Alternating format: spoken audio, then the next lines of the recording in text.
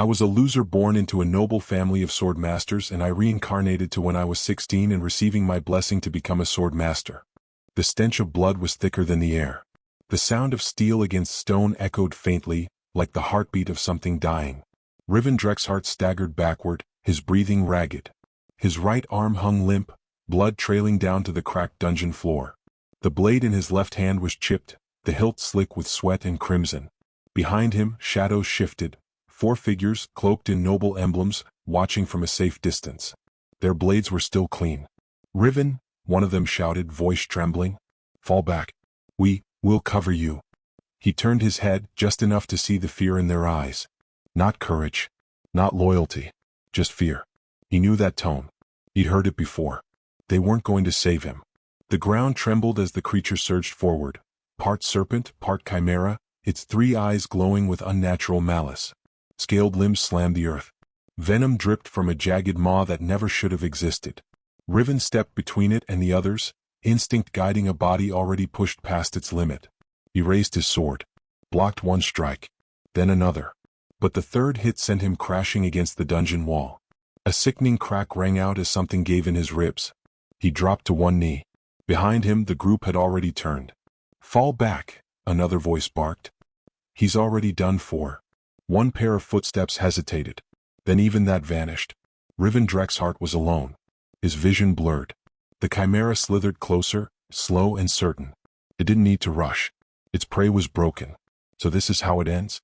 He planted the tip of his blade into the ground, using it to stand. He had no energy left. No strength. Not even anger. Just emptiness. And regret. Not for dying, but for trusting them. The chimera hissed. Riven exhaled once, then charged. A final strike. A final breath. He ducked under its sweeping tail, closing the distance with what was left of his speed. Time seemed to slow. His blade rose in a high arc, not graceful, not precise, but fueled by everything he had left. The edge met flesh. A shriek tore through the dungeon as the chimera reared back, bleeding from the throat. He stumbled, then fell. So did Riven. He collapsed beside the beast, face pressed against the cold stone floor. His fingers twitched, searching for the blade that had fallen from his hand. He didn't find it. He didn't need to. He was done. "They left me, again." He closed his eyes, not out of peace but exhaustion. His chest barely rose. His mind slipped into darkness. But before it closed completely, something stirred. Not outside. Inside. A whisper, no, a voice, soft and ancient, echoing in the pit of his soul. "Your blade was never broken, only sealed." Riven's eyes opened slightly. There was no one there. Just silence. And then, a pull. Like falling upward, the world tilted sideways and the pain vanished. The stone beneath him dissolved into starlight. The smell of blood disappeared. The dungeon was gone. There was no pain. No sound. No weight. No blood. Just nothing. Riven drifted through darkness, not black, not cold, but vast. Endless. A silence that swallowed memory, voice, and time. He opened his eyes.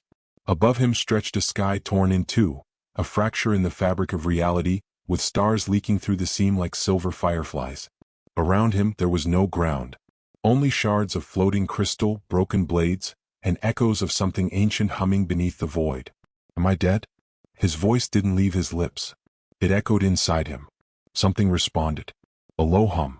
Not a sound but a feeling, like a chord struck on a string that ran through his bones. Then he saw it. Suspended above the abyss was a sword. Enormous. Chained at the hilt, wrapped in silver-black energy. Its edge was cracked, rusted with age, yet Riven felt it breathe. Each pulse of its aura made his chest ache. One chain link snapped. Then another. The world trembled, not with noise but presence. "You were never broken." The voice came from the sword, but it was layered. Not one soul but many. Warriors, fallen lords, forgotten champions, all speaking in a whisper that thundered through Riven's spirit. Only sealed. Below him, something flickered. A symbol. It hovered in the air, 2 long strokes and a single break between them. His blessing mark, the one everyone called cursed. It pulsed once, and shattered. In its place, a glowing tree bloomed. Not of wood or bark, but lines, pulses, and lights. Branches made of veins. Roots of memory. The soulbind codex. He stared at it in awe. Each branch bore symbols, foreign at first, then slowly familiar. Techniques, stances, names. One branch shimmered brighter than the rest. Falling crescent, 0% mastery. And beneath it, grayed out. Severed step, locked. Star echo pulse, locked. Moonveil draw, incomplete. His heart pounded. He reached out. But the codex faded and the chain sword dimmed. Return. The voice again firm this time. Reforge. Suddenly the stars rushed past him. The sky cracked once more. The chain around the great sword tightened, just for a second, then exploded in a burst of starlight. Riven screamed. But no one heard it. His eyes snapped open. Not to stars, but to firelight, and wind, and the scent of incense and earth. He was lying on polished stone, under the arch of House Drexhart's ancestral hall. And standing above him, a priest in mid-chant. Riven Drexhart, the man intoned, receive your blessing. Riven's heart thundered. He looked at his hands. Young, strong, not scarred. His vision swam not from injury, but realization. This is the blessing ceremony. He was 16 again. No, this is real. This is happening. He hadn't imagined the blade, the voice, the codex. He'd returned. The moment was here again. And this time, he would choose a different path. Riven stayed kneeling. He didn't move. Not right away. His fingers trembled slightly, brushing the polished marble of the ceremonial dais. He remembered this coldness, this room, the weight of all the eyes bearing down on him. But now he remembered everything else too. The betrayal, the laughter, the death, and the voice that called him back. A second chance. He slowly lifted his gaze. Rows of noble family members lined the gallery in their finest cloaks, brocade uniforms, gold-threaded sashes, the sword mark of House Drexhart gleaming on their shoulders. Most didn't look at him directly. The few who did wore expressions of disinterest, boredom, or mild contempt. He saw Talin, his cousin, leaning with his arms folded, a thin smirk just barely on his face. Behind the nobles stood the priest, palms outstretched, eyes glowing faintly with ritual light. May the vein of Ethera judge this soul, the priest intoned, and bestow upon him the path that he is destined to walk. The ceremonial blade hovered in the air above Riven's head, suspended by invisible force. Its edge glowed silver blue, humming faintly. In moments, it would channel the divine threads of the world itself, revealing his blessing, his soul mark, the symbol of his fate. It had done so once before, and what they saw had destroyed him. But not this time. This time Riven was ready. He closed his eyes. He felt the shift in the air. The ether threads descending like strands of light, brushing across his skin, slipping beneath his flesh, reaching down into the roots of his soul. There was again that pressure, that familiar chill, and the pull. The codex stirred. The world around him dulled, fading to a low hum. His vision blurred, and once again he saw the tree. Not the full soul-bind codex. Just a flicker. A pulse in the center of his being. The blade was there too, still chained. But the light that pulsed from it now was clearer, softer. Like a heartbeat, syncing with his own.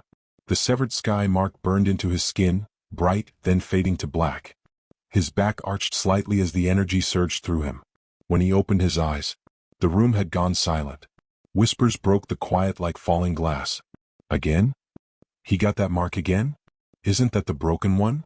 That's what, the third generation it's appeared in? He's cursed. It's a cursed mark. Riven stood slowly. He heard none of it. Not really. What he focused on was the change. The difference from the first time. Before, he had looked at the mark in shame. Had felt the weight of the mockery, the disappointment. He had believed them. But now he knew the truth. This wasn't a curse. It was a key. He looked down at the back of his hand. The mark was still there. 2 parallel strokes. 1 broken line. Simple, severed, and beautiful. Riven Drexhart, the priest said, voice more hesitant this time. The heavens have spoken. Your blessing is received. Lord Drexhart, his father, rose from his seat without a word. His eyes, unreadable, rested on Riven for a long moment. Then he turned and sat again, uninterested. As expected, Riven didn't react. Instead, he turned toward the small set of steps leading down from the platform. Each step echoed beneath his boots. As he walked, the nobles parted slightly, letting him pass. But none congratulated him. No hands were offered in welcome. Not even pity. Just awkward silence or hidden smiles of amusement. He was alone. Just as before. But this time, he chose it. Near the edge of the ceremonial courtyard, he saw her. Leanne. His younger sister stood apart from the others. Slim, silver-eyed, a quiet presence in the sea of pomp and arrogance. Her hands clutched the hem of her tunic. Her lips trembled as if she wanted to speak. But she didn't. Not here. Riven gave her a look, soft, reassuring. A nod. She blinked. Then smiled. Just a little. It was enough. Outside the hall, the wind had picked up. Riven stepped into it and exhaled slowly. The sun was lower now. Shadows stretching across the courtyard. The old stone walls around the estate felt taller than they had just an hour ago. He didn't head back to his quarters. Instead, he turned toward the oldest part of the estate. The one no one visited anymore. The abandoned training ring. The path to the old training yard was cracked and forgotten, overgrown with vines and soft moss. No one came here anymore. Not the trainees.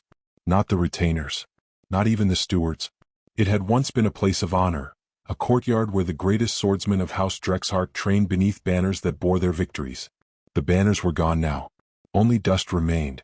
And silence. Riven walked with steady steps, the hem of his ceremonial cloak brushing the stone. He passed the overgrown gate, pushing it open with a low creak. Ivy curled along the posts. Weeds pushed through the floor. The ring at the center still stood, flat stone tiles, worn smooth by 100 years of duels. It was smaller than he remembered. Less imposing. Maybe because this time he wasn't a boy shaking in fear. He was something else now.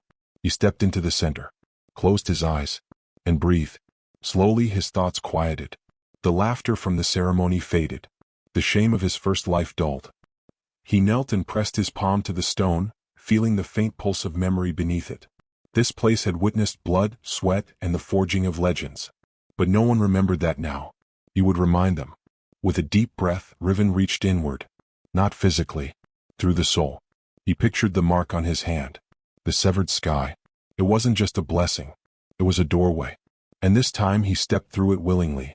The sensation was immediate. Cold. Weightless. Like his spirit was being drawn through a veil. In the space behind his mind, the soulbind codex awakened. He saw the tree again. Its branches spread wide, gray and dormant, pulsing faintly with possibility. Like veins waiting for blood.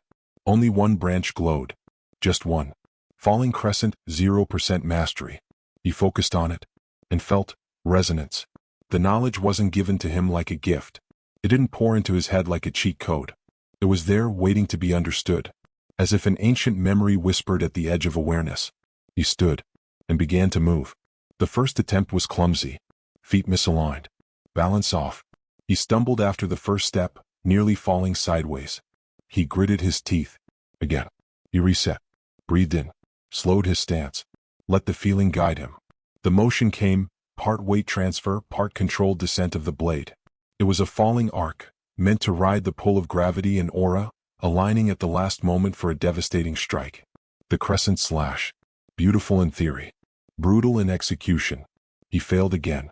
Then again. And again. Each movement was a whisper of what it could be. Just out of reach. But he kept going. The sun fell lower behind the walls. His feet ached. His shoulder burned. Still he moved. Still he cut. 1 hour passed. Then 2. Until. A hum. Not from the world. From within. The codex flickered. The node pulsed. Falling crescent, 1% mastery. He stopped. Chest heaving. Hands shaking. Arms numb. But he smiled. Just a little. Because this was different. This was earned. Not given. Not assumed. Not inherited. Just 1%. But it was his. He lowered himself to the ground, sitting cross-legged in the center of the ring. The stars were visible now, faint pinpricks in the indigo sky above. And for the first time in both his lives, he wasn't afraid of them. He looked at the moon. At the shadows stretching from the broken pillars. And at the blade resting beside him. Still dull. Still dormant. But one day, it would shine. The night was quiet. Not empty. Not dead. Just quiet, like the world was holding its breath. Riven sat in the center of the old training ring, bathed in silver moonlight. The pale light traced the lines of his body, highlighting the bruises on his arms, the stiffness in his back, and the silent fire burning behind his eyes. He hadn't noticed how much time had passed. The courtyard was still. The estate beyond had gone to sleep. No servants. No footsteps. No mocking voices. Just him. And the silence. And his blade. He picked it up, slowly, respectfully, and laid it across his knees. The edge was dull, the hilt worn, the steel older than most of the retainers who still walked the halls of House Drexhart. But it was his. Not because he earned it. Not yet. But because he chose it. He ran his fingers along the hilt, feeling the grooves, the imperfections, the tiny marks from battles fought long before he was born. This sword had a history. A spirit. It had been sleeping. Just like him. He closed his eyes again. Reached inward. The codex stirred. Falling crescent, 1%. He smiled faintly. That number wasn't impressive. It wasn't even enough to be worth mention. But it was the first step. In his past life he had searched for shortcuts. Prayed for miracles. Hoped that someone, anyone, would notice him. Lift him up. This time, he would build it himself. One strike at a time. His thoughts drifted. To the ceremony. To the mark. How many would laugh again tomorrow? How many would whisper about the cursed blessing? He let them. Let them talk. Let them doubt. Because the mark they feared was the path they couldn't see. Not yet. But they would. They would see what it truly meant to wield a blade that had been severed from the sky. Not broken. Just waiting. He stood slowly, bones aching. Then turned, blade in hand, and walked back toward the manor halls. His footsteps were light. No longer dragging. No longer desperate. Every step was a rhythm. A beat. A promise. Behind him, in the old training yard, the moonlight shimmered. And for a single heartbeat, the blade across his back pulsed with a faint glow, silver and black, like the horizon just before a storm. The morning came quietly. No fanfare. No voices calling his name. No urgent knocks at his door. Just the soft rustling of wind through ivy, and the distant tolling of a training bell that wasn't meant for him. Riven didn't rise from the main dormitory chamber, not because he was unwelcome, but because he had long since stopped expecting to be included. Even before his first death. And certainly not now. Instead, he rose from the floor of the abandoned storeroom just off the eastern corridor, a room no one visited, filled with dust and forgotten heirlooms. He had cleaned out a space for himself the night before. Just enough room for a blanket and a small table. He didn't need more. He sat cross-legged in the center of the room, his mother's old blade resting on his lap. The morning light filtered in through a cracked window, streaking across the dust-heavy air in soft, golden rays. He closed his eyes. And breathed. The silence settled over him like a second skin. One breath in. One breath out. His heartbeat slowed. The ache in his legs faded. His thoughts, so loud just hours before, began to still. He reached inward again. This time without fear. Without doubt. And the codex responded. The familiar tug pulled at his center. Not painful, not sharp, just a soft shift like the turning of a key in a forgotten lock. And once again, he saw the tree. The soulbind codex bloomed before him, ethereal, translucent, floating in the void between thought and spirit. Its branches were wide and coiled with energy, yet most were dim and unreachable. One, however, still pulsed. Falling crescent, 1%. And beneath it, a second branch shimmered faintly, still grayed out. Severed step, locked. Riven studied the tree more closely now. Not just the nodes but the structure. Each path branched in sequence. One motion led to another. Mastery built upward like layers. Even failure left traces. Resonance, the codex called it. Muscle memory engraved on the soul. He focused harder. The node for falling crescent glowed in response. And in his mind's eye, a form appeared. A shadow of himself, body drawn into the proper stance. Knees bent. Sword lifted in a high guard. Movement beginning with the hips, flowing into the shoulders, down the arms, and through the blade. Then, cut. The phantom riven flowed through the arc with perfect precision. One clean, downward crescent. Efficient. Elegant. Deadly. When the motion ended, the shadow faded. Riven opened his eyes. He wasn't that smooth yet. Not even close. But now he understood what he was aiming for. And more importantly, how to aim for it. He rose from the floor and stepped out into the cold. The training yard wasn't empty this time. A few retainers sparred at the far end, mostly younger guards. They didn't notice him, or if they did, they pretended not to. Fine by him.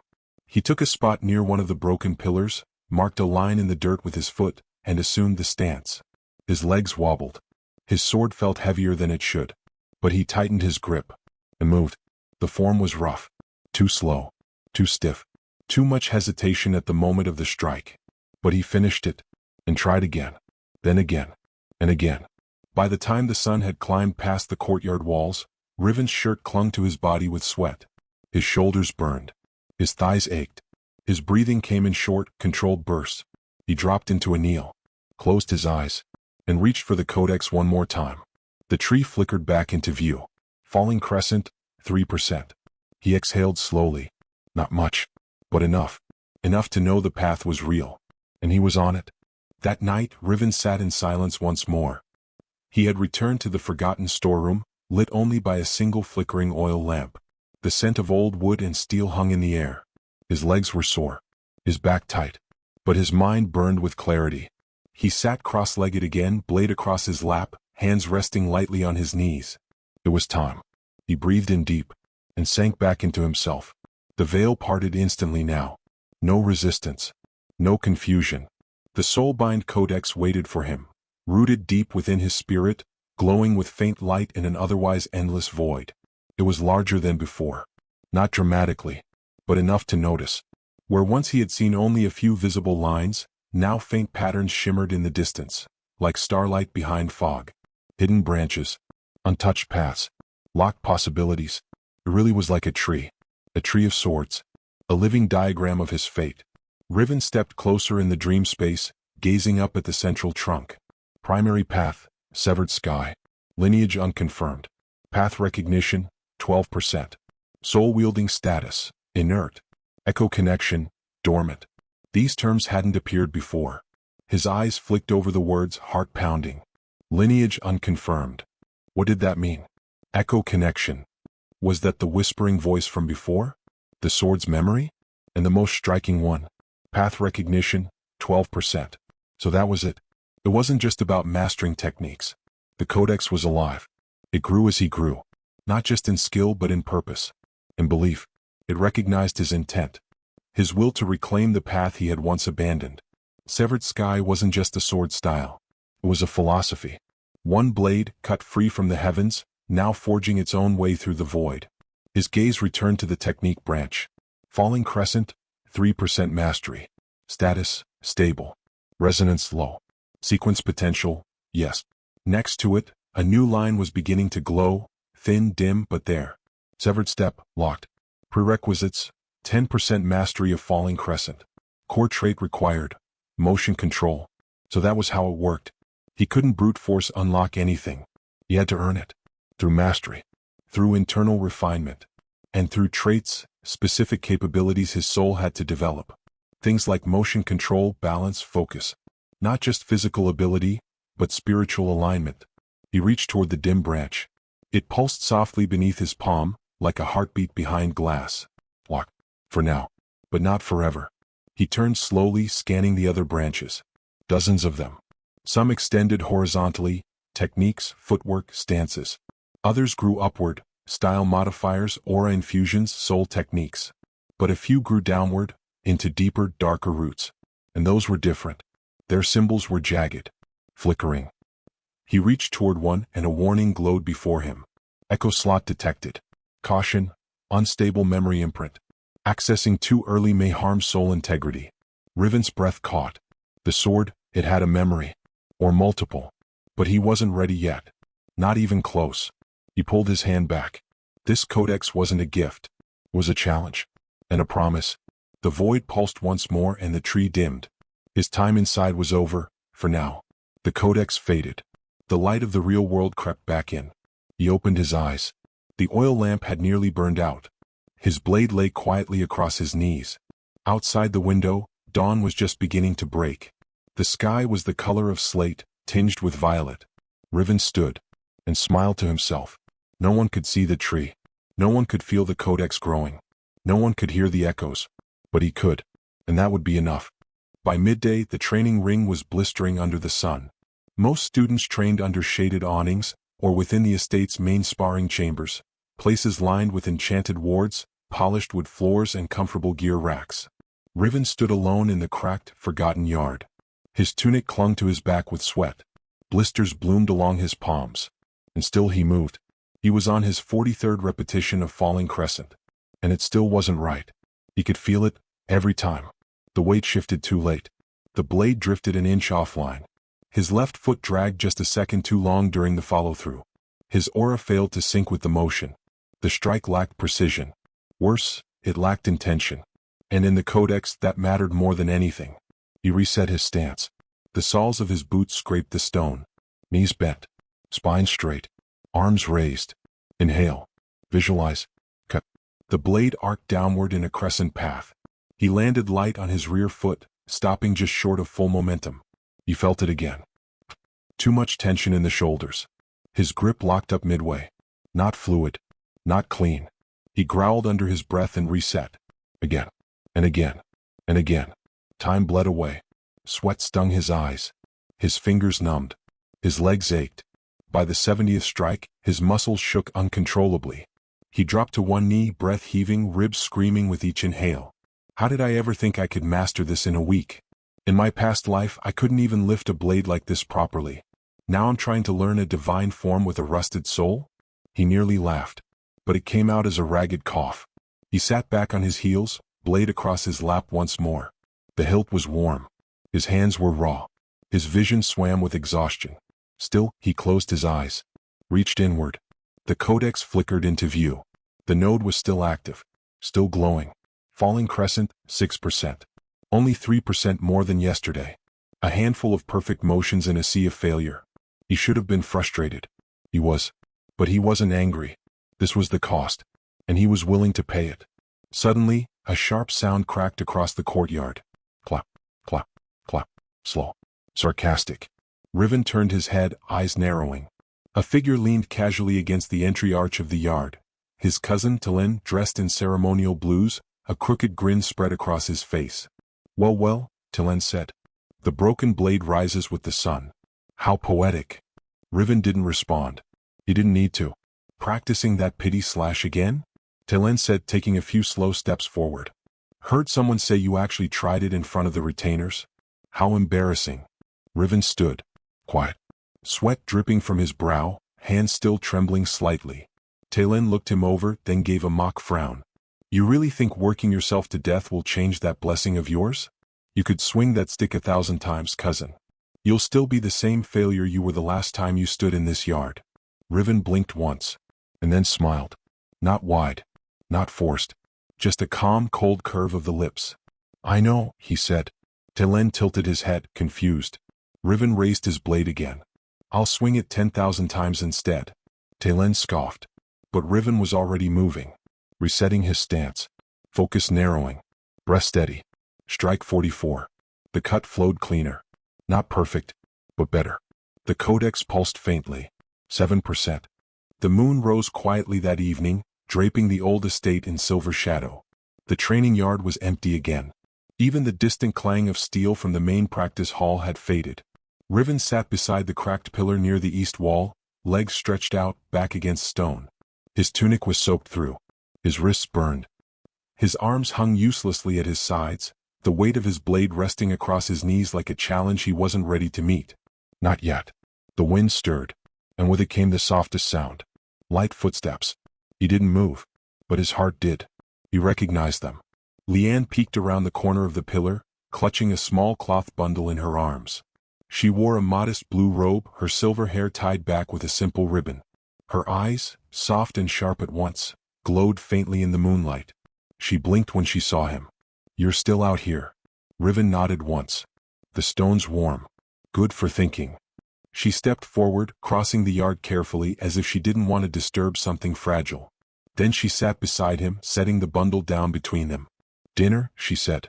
You forgot. I didn't forget, he replied. She raised an eyebrow. He sighed. I prioritized. She gave a small, amused breath, not quite a laugh. From the cloth she produced a wrapped meal. Simple rice bread, cured meat, and a small flask of cold tea. Riven reached for it gratefully, his fingers slow from soreness. You always bring food, he murmured. Even when you're not supposed to. You always train until you drop, she said. Even when you're not supposed to. Touché. They sat in silence for a while, Riven eating slowly. The breeze moved through the weeds. The stars above the courtyard were clearer here, no enchantments to cloud the sky. Father's not happy, she said quietly. Riven nodded. I think he's angry the mark showed up again. Another nod. He said, You'll Embarrass the house, if you try to enter the academy. This time Riven didn't nod. He just looked up at the stars. I'll enter anyway, he said. Leanne didn't speak. Not right away. But then, I know. And that was all she needed to say. He looked at her, really looked. She wasn't fragile. People mistook her soft voice for weakness, her polite nature for compliance. But her eyes held steel. And he'd seen her cry over the smallest cruelty done to others. But never once for herself. You're stronger than they know, he said. She blinked. Then looked away. You too, she said softly. Even if no one else sees it yet. Riven felt something tight in his chest. A kind of warmth. It didn't erase the pain. Didn't heal the bruises. But it steadied him. Reminded him. He wasn't doing this for revenge. Not entirely. He was doing it so that people like her would never have to kneel to people like them. As he stood, she rose with him. He turned to go but paused. Then reached for the bundle again. Tucked beneath the cloth was a small paper charm. Folded neatly. Tied with a red thread. A blessing ward. For luck, she said, brushing imaginary dust from her robe. Riven held it like it was made of crystal. He didn't say thank you. Didn't need to. His silence said more than words ever could.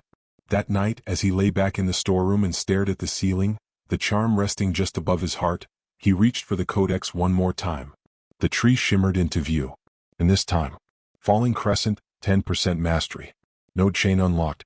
New technique available. Severed step, locked. His breath caught. It was happening. It was real. And it was just the beginning. The world shifted while he slept. One moment, Riven was drifting off beneath the old ceiling beams, the worn sword propped beside him and the warmth of his sister's charm against his chest. The next, he was standing barefoot on a field of glass. And the sky above him was broken. Black stars swirled across a fractured dome, shards of night suspended mid-shatter. The ground beneath his feet reflected his image, but twisted, warped. Every step sent ripples of light and shadow through the surface. He wasn't in the real world anymore. But this wasn't a dream. This was something else. A pulse surged through his chest. Soul trial initiated. Codex verification. Identity unresolved. Challenge constructed. The blade you buried. Riven looked ahead. Someone was standing there. No, not someone. Himself. But younger. Weaker. Wearing the training uniform he used to hide in. Hunched shoulders. Dull eyes. The face of a boy who had already given up before the sword ever struck him down. The construct's gaze was hollow. It raised a blade, one of dull steel weighted with doubt. Riven didn't move. He didn't need to. He understood now. The codex wasn't testing his strength. It was asking him one question. Do you still believe you are this? The figure lunged. Not with technique. With desperation. Wild, flailing strikes, sloppy, full of panic and pain. Like someone cornered by everything they couldn't control. Riven sidestepped the first swing, fluid and focused. He didn't counter. Not yet. The construct came again, mouth twisted in a silent scream, blade cutting through the air like regret. This time Riven raised his sword and parried. The blades clashed. But there was no sound. No weight. Only the feeling. Like striking a memory. Another strike came. Then another. Each one faster. Heavier. And with every swing the figure began to speak, not with words but with thoughts. Echoes Riven knew too well. You're not strong enough. You'll never catch up. They'll always laugh. You're just pretending. The doubts hammered harder than the blade. But Riven held his ground, breathing slowly, letting the storm pass, until finally, he moved. A single step forward. The start of a form. Falling crescent. Clean. Precise. The construct raised its blade to block. But the strike never landed. Riven stopped it an inch from its neck. He looked into the face of his past, and whispered, You don't decide who I become. The construct froze. Cracks spread across its form, like glass hit by lightning. The sword dropped. So did the shoulders. And then, without a sound, the shadow collapsed into dust. Gone. Soul trial complete. Codex recognition. Identity affirmed. Echo capacity increased. Technique progress boosted. The void began to fade. The stars above mended. The ground beneath his feet dissolved. And Riven Drexhart awoke. Eyes open. Breath sharp. Heartbeat steady.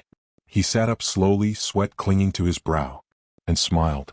Not because the trial was over, but because it had begun. The estate's main training yard was wide and pristine. White stone flooring. Tall walls engraved with the sigils of House Drexhart's greatest warriors. Polished weapon racks gleamed under early morning light. Everything was immaculate, like a monument carved to discipline. And Riven didn't belong here. Not according to anyone else, at least.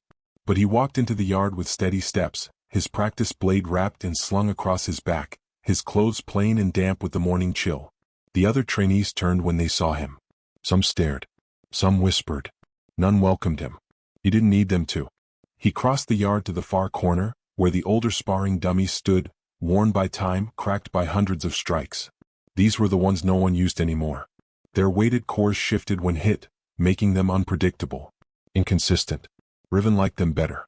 Because inconsistency taught you how to adjust. And right now he needed to train his control. He placed his blade at his side. Exhaled. Then stepped forward. Stance wide. Weight balanced. And moved. The first falling crescent cut landed shallow. The dummy rocked backward, core shifting unexpectedly. Riven adjusted. Second cut, wider arc too wide. He corrected. Third strike, cleaner. Sharper. Almost right. He could feel the aura trying to align. The codex within him pulsed once. Not a new node. Not a breakthrough. But a whisper. Keep going. Dozens of minutes passed. Sweat darkened his collar. His movements slowed. Muscles strained. But he didn't stop. Every strike carved a new thread into his body's memory. Until finally, he landed a near-perfect motion. Everything synced. The feet, the flow, the strike. And for just a second, the blade hummed as it passed through the air. Not magically. Not through enchantment. Just correctly. The dummy shuddered from the impact. Riven stepped back, breath steady. And he smiled. Still playing with old wood, cousin? The voice echoed across the yard. Riven didn't flinch. Didn't look. He already knew who it was. Telen.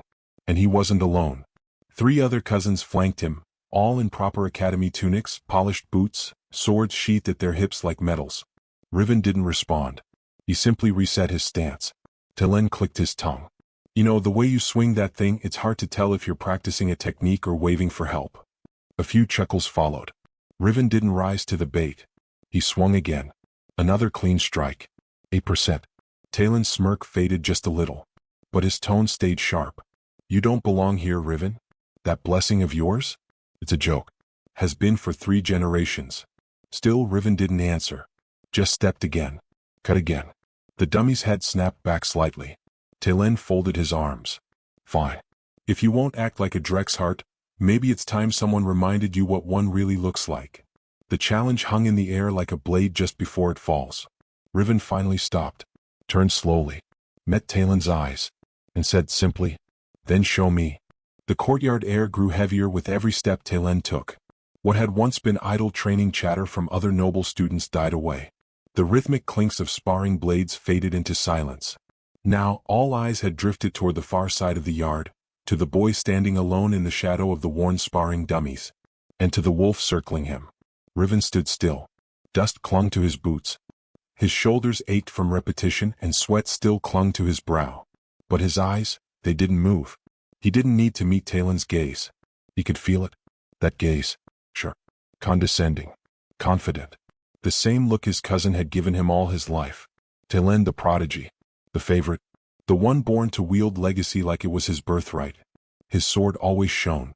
His forms were flawless. His path, blessed and radiant. He had been trained by the family's best instructors. He had worn custom-forged armor before his 14th birthday. And yet, none of that scared Riven now. Not anymore. Did you forget where the beginner yard is, cousin? Talen's voice echoed across the stone. Mocking. Too loud. His footsteps slowed as he circled closer, arms crossed, that same crooked smile plastered on his face. You look tired. Shouldn't you be resting with the servants? Or is this your new spot now? Hidden between cracks and failure? Riven didn't respond. Didn't blink. His blade stayed resting beside him, untouched. Another cousin, Durin, leaned against a nearby pillar. I hear he's been hitting the same dummy every morning. Same stance. Same swing. Think he's hoping it'll pity him and fall apart.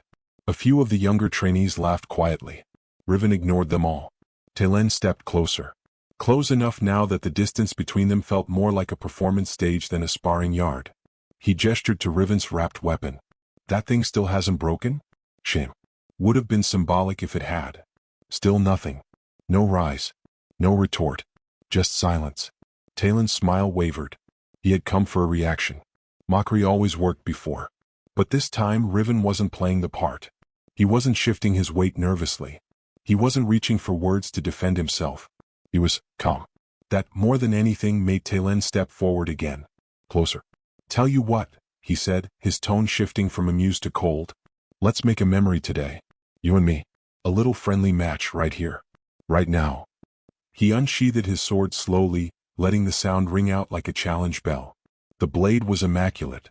Silver-forged. Embroidered at the hilt with House Drexhart's phoenix crest. A blade of recognition. Earned through accomplishment.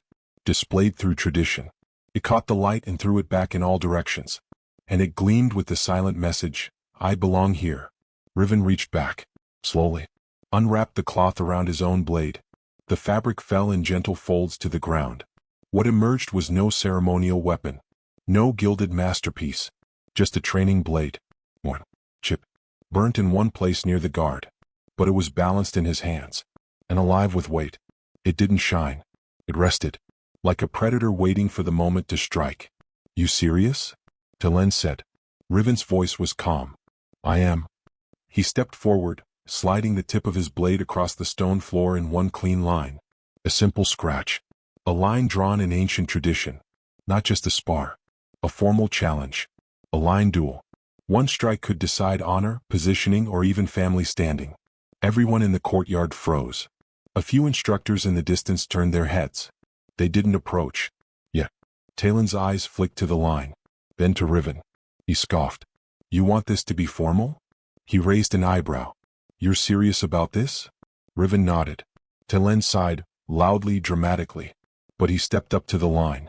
And dragged his own blade across it, perpendicular. Acceptance. Riven moved back 10 paces. So did Talen. Opposite sides. Equal distance. Blades lowered. Breaths held. Even the wind seemed to pause. Riven's heart was steady. No fear. Only awareness. Every part of his body buzzed with controlled readiness. Not anger. Not revenge. Just precision. And purpose. Talen shifted into a radiant line duelist stance. One used for clean counters and showy flashes of aura. His form was impeccable. Textbook. Riven's stance was low. Wider. Unrefined to the eyes of others. But rooted. Stable. His arms moved with intention. His eyes stayed locked.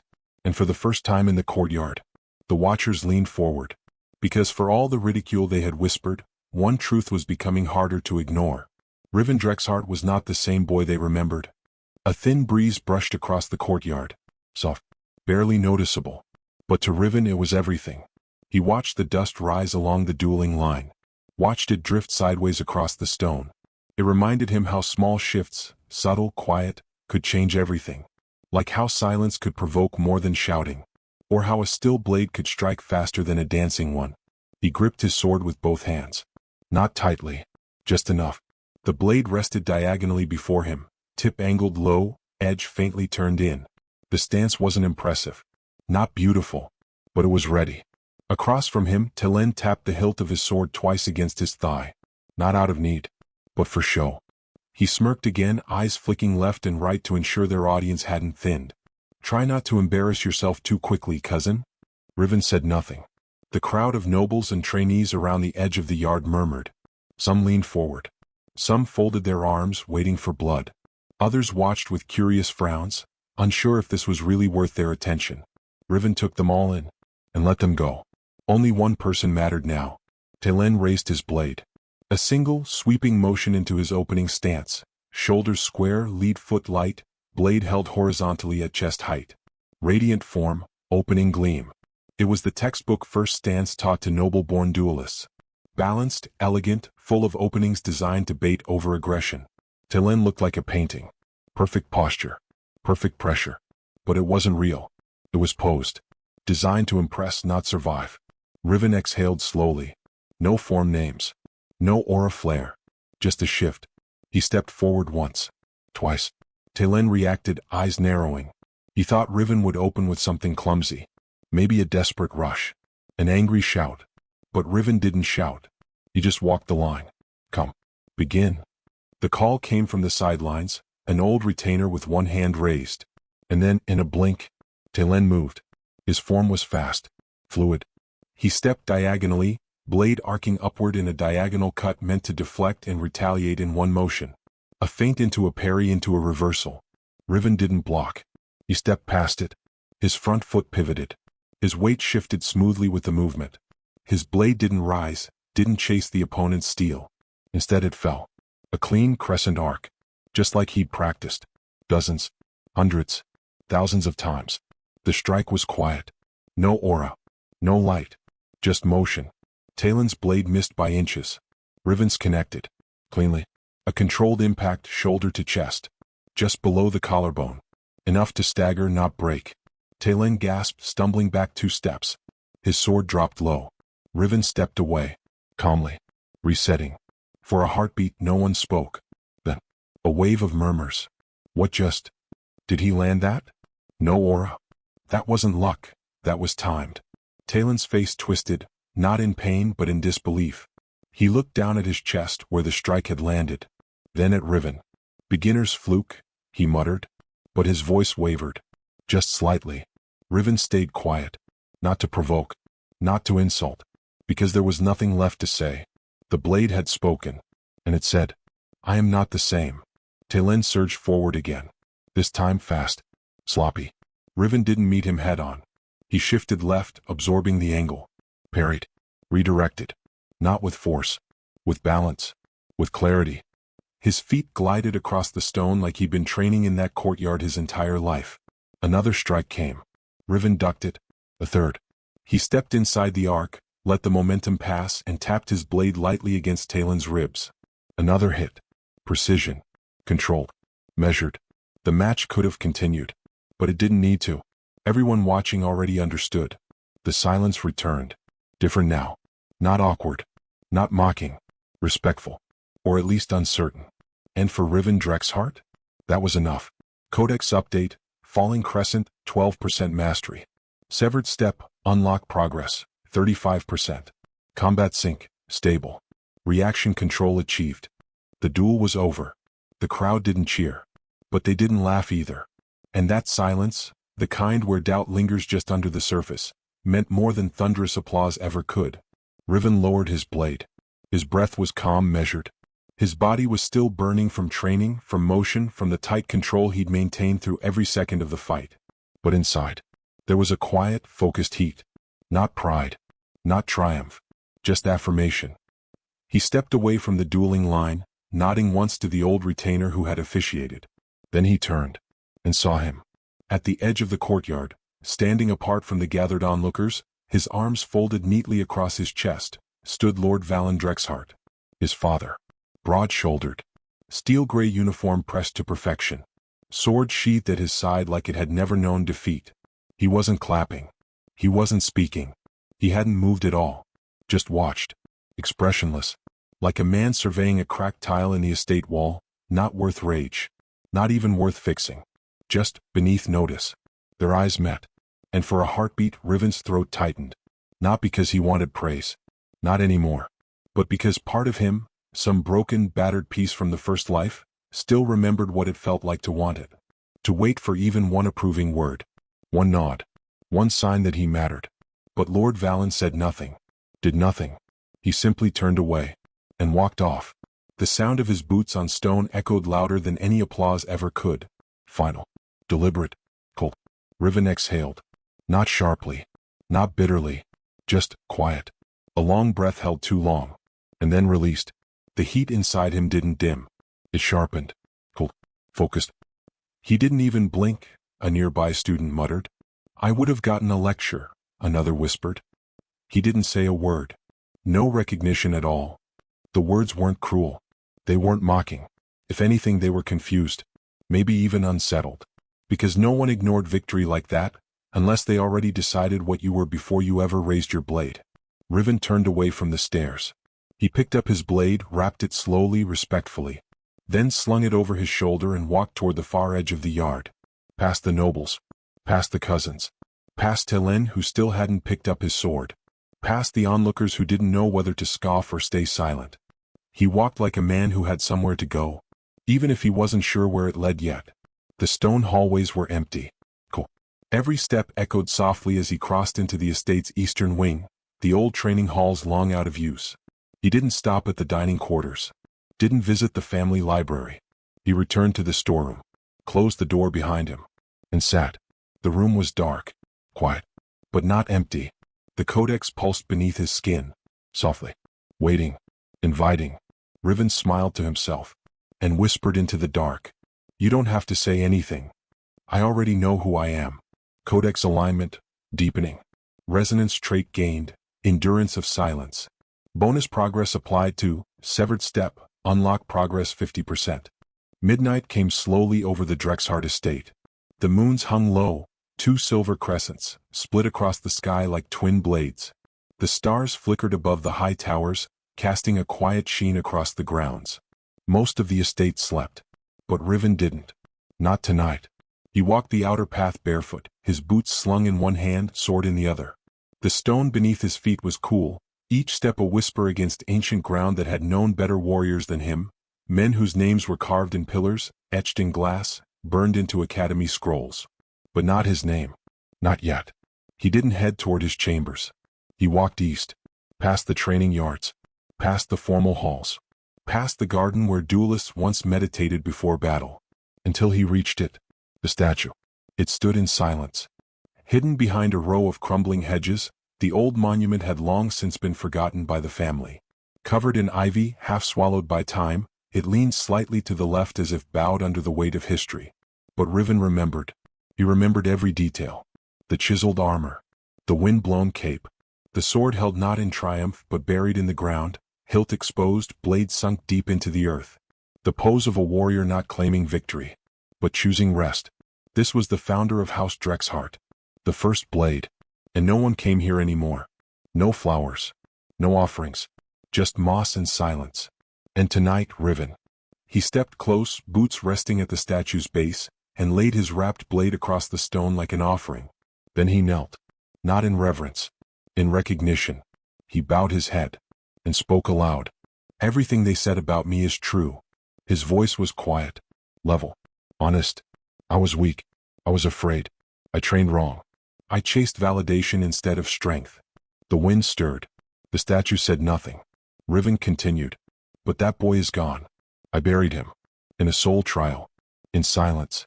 In sweat and dust and quiet steps no one saw." He looked up at the carved face of the founder. Eyes weathered. Mouth grim. Not cruel. Just tired. Riven met that stony gaze. And raised his voice, not loud but sharp. Clear. Unshakable. "I'm not here to ask for my place. I'll take it. One cut at a time." He stood, slowly, took up his blade once more. And as he turned to leave, he whispered one final line to the stone. "Your name faded because your sons forgot your weight. I'll carry it." Behind him, the wind swirled gently. Ivy rustled. And though the statue remained unmoving, something in the air shifted. As if the past was listening. Codex sync deepened. Falling crescent, 15% mastery. Severed step, unlocked. New technique available. Severed step, tier 1, unstable. Node path, shadow momentum enabled. The old corridors of the eastern wing hadn't been walked in years.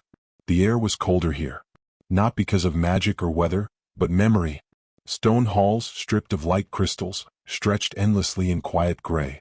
Dust lined the walls like ash, and the once gleaming floors bore cracks filled with age and silence. These were the ancestral vaults, where relics of House Drexhart's forgotten past were buried behind locks, seals, and shame. Riven walked carefully, each step echoing louder than it should have. He carried no torch, just a thin flicker of soul aura at his fingertips, enough to cast pale white light along the walls. His breath came slow, measured, even as something in him buzzed with anticipation. He passed the sealed archive room, its doors chained shut with binding glyphs. Past the broken war mask of his great-uncle, a relic left abandoned after a dishonorable retreat. Past rows of empty glass cases, once home to awards and ceremonial blade stands. Then finally, he reached it. A door of dark iron, bare of crest or inscription. Just a single black mark, burned into the surface, like something had refused to be remembered. The sigil of a path that should have been erased. Riven's pulse quickened. He placed his palm on the door. Cold. Alive. Something on the other side recognized him. And the codex pulsed. Resonance detected. Soul blade match possible. Echo core dormant, awaiting contact. He took a slow breath. Then drew the warding knife from his belt, the one Lian had tucked into his traveling gear, inscribed with a basic aura channel. He slid the blade across the edge of his palm, shallow but clean. A line of blood welled up. He pressed it to the iron. The mark on the door pulsed. Once. Then again. And then. The chains fell. One link at a time. Not with a crash, but with a quiet finality, like something had been waiting years to be let go. The door creaked open. Dust billowed outward. Inside, darkness waited. But not silence. The moment he stepped in, Riven heard it. A low hum. Faint. Steady. A vibration deep in the floor, the walls, his bones. Like something alive was breathing in its sleep. He stepped forward. The room wasn't large. Stone shelves lined the edges, half collapsed under the weight of decayed scrolls and rusted hilts. At the center stood a pedestal. And on it, wrapped in torn black cloth, rested a sword. Sleep. Forgotten. Riven moved toward it slowly, reverently. Every instinct told him this was it. Not a sword chosen for him. A sword waiting for him. The cloth was stiff with age, edges singed. He reached out. Hand steady. Fingers curled around the hilt. The second he touched it, the hum stopped. For a breathless moment there was nothing. No sound. No warmth. Just silence. Then, a shock wave of aura burst outward from the blade, invisible but tangible, like a ripple across time itself. Dust blew from shelves. The door slammed shut behind him. Riven's feet locked in place. His eyes wide. The blade beneath his hand trembled. Not violently. Not with rejection. But like something stirring. Something waking up after a long, bitter sleep. And in the deepest corner of his mind, a whisper. A voice old as stone. Rough. Rust-edged. Familiar. So, you found me again. Riven's breath caught. He clutched the blade with both hands. And felt it breathe. Codex reaction. Synchronized core detected. Soul-born weapon identified. Name unknown. Echo status. Inert. Initial memory phase pending. Bond level. 0%. He didn't care that the name was gone. Or that the weapon's history had been sealed. What mattered was the feeling. That this blade was not just a tool. It was a piece of his path. Of himself. Of the legacy he would reclaim. Not from a title, but from the ashes of what others had forgotten. And so, in the dark vault beneath a house that had forsaken its own truth, Riven Drexhart drew his blade. And felt the world tilt just slightly toward the future. The vault's silence wasn't empty anymore. It was alive. Breathing. Pulsing. Not from the walls. Not from the room. From the sword. It lay in Riven's hands now, still wrapped in fragments of old cloth, threads crumbling as he gently peeled them away. Every layer he unwrapped felt like shedding history, like exhuming something buried long before he was born. And beneath it all, the blade. The steel was blackened. Not obsidian, not sleek or polished. It was tarnished, worn from time, but not broken. Its edge shimmered faintly under the thin light of his aura. Not with magic. With memory. The hilt was bound in faded leather, marked by burn lines that spiraled upward like veins. The guard was modest, no embellishment, no gold or noble crest. But the balance was perfect. And when Riven lifted it fully for the first time, it didn't resist him. It settled into his grip. Like it remembered. The codex flared in his mind. Soul blade identified. Echo signature fragment detected. Memory core, status, locked phase 1. Initiate contact? Riven inhaled. And answered without words. Yes. The moment he made the choice, everything changed. The air vanished. Light collapsed inward. The vault floor dropped out beneath his feet, replaced by a void of shadow and starlight. He floated. Weightless. Like the dream space between waking and death. And ahead of him, a figure. It stood just beyond the veil of mist. Tall. Unmoving. Wrapped in layers of black cloth, tattered like burial robes. No eyes. No face. Just a faint aura of steel, dense and still, like a blade that had been buried in the earth for too long. It didn't speak. Not yet. But the weight of its presence pressed against Riven's chest like gravity. He couldn't breathe. Couldn't look away. The figure raised one hand. A single finger extended. Pointed at Riven. And finally, it spoke. You abandoned me once. The voice wasn't angry. But it wasn't forgiving either. It echoed with rust, cold wind, and old stone. You were not ready. You broke. And I slept. Riven said nothing. He knew. This wasn't about blame. This was about truth. The truth of the sword. The truth of his path. The truth of what he'd left behind when he failed to understand his blessing the first time. The figure's head tilted. Not cruel. Just curious. So tell me, Severed One, why are you here now? Riven straightened his spine. His feet found invisible ground beneath him. He gripped the blade in both hands, not raised, not in defense. In acknowledgement. And answered, because I don't want to wield a sword. I want to become one. A long silence followed. Then, a sound. Like 100 chains unraveling in the distance. Like a forge awakening far beneath the world. And the figure spoke again. Then prove it. Cut through the past. Light exploded outward. The void shattered. And Riven gasped awake on the floor of the vault, his body drenched in cold sweat, the sword resting across his lap, no longer dormant. It was warm now, and humming, a steady rhythm, like a heartbeat. Echo awakening, phase 1 complete. Resonance level, low. Memory fragment unlocked. Name withheld. Emotion imprinted, resolve through ruin. Riven stared down at the blade. It was heavier now, not in weight, in meaning. And somewhere just beneath the steel he could feel it. A presence, waiting, watching, and willing just barely to walk with him again. The vault had gone still again, but it wasn't silent. The sword across Riven's lap vibrated faintly with something unseen. Not a sound, not a tremble. A pressure, like being near a deep river just beneath the surface, one that threatened to pull you under if you leaned too far over the edge. And he was about to lean in. He set the blade down across his knees, knelt into a grounding posture and took a deep breath. The codex flared to life behind his eyes. Weapon resonance, awaiting sync attempt. Status, soulborn blade, echo dormant. Risk level, medium, low alignment, unknown instability. Proceed with caution. He knew what that meant. This wasn't just about holding the sword. It was about letting it see him. Not his strength, not his technique, but his will. He closed his eyes and focused. Reached inward. Found his aura. It flickered, small white silver like a candle's flame in wind. Unsteady, still forming, but alive. And he directed it forward. Not outward. Into the blade. The effect was immediate. The hilt grew cold, then searing hot. A pulse shot through his arms, like liquid fire threading through his veins. His spine arched, muscles locking up. His breath caught. He nearly dropped it. But he didn't. The blade resisted him. Not violently but stubbornly. Like a door swollen in its frame that refused to open. The aura flow pushed back. And the codex flickered in warning. Sync attempt unstable. Resonance interference detected. Emotion conflict. Willpower incomplete. Riven gritted his teeth. This is why no one wanted it. Why they sealed it away. Why it's been silent for years. It doesn't want a wielder. It wants an equal. He drew in another breath, short and sharp. Then pushed harder. Not with more power. With focus.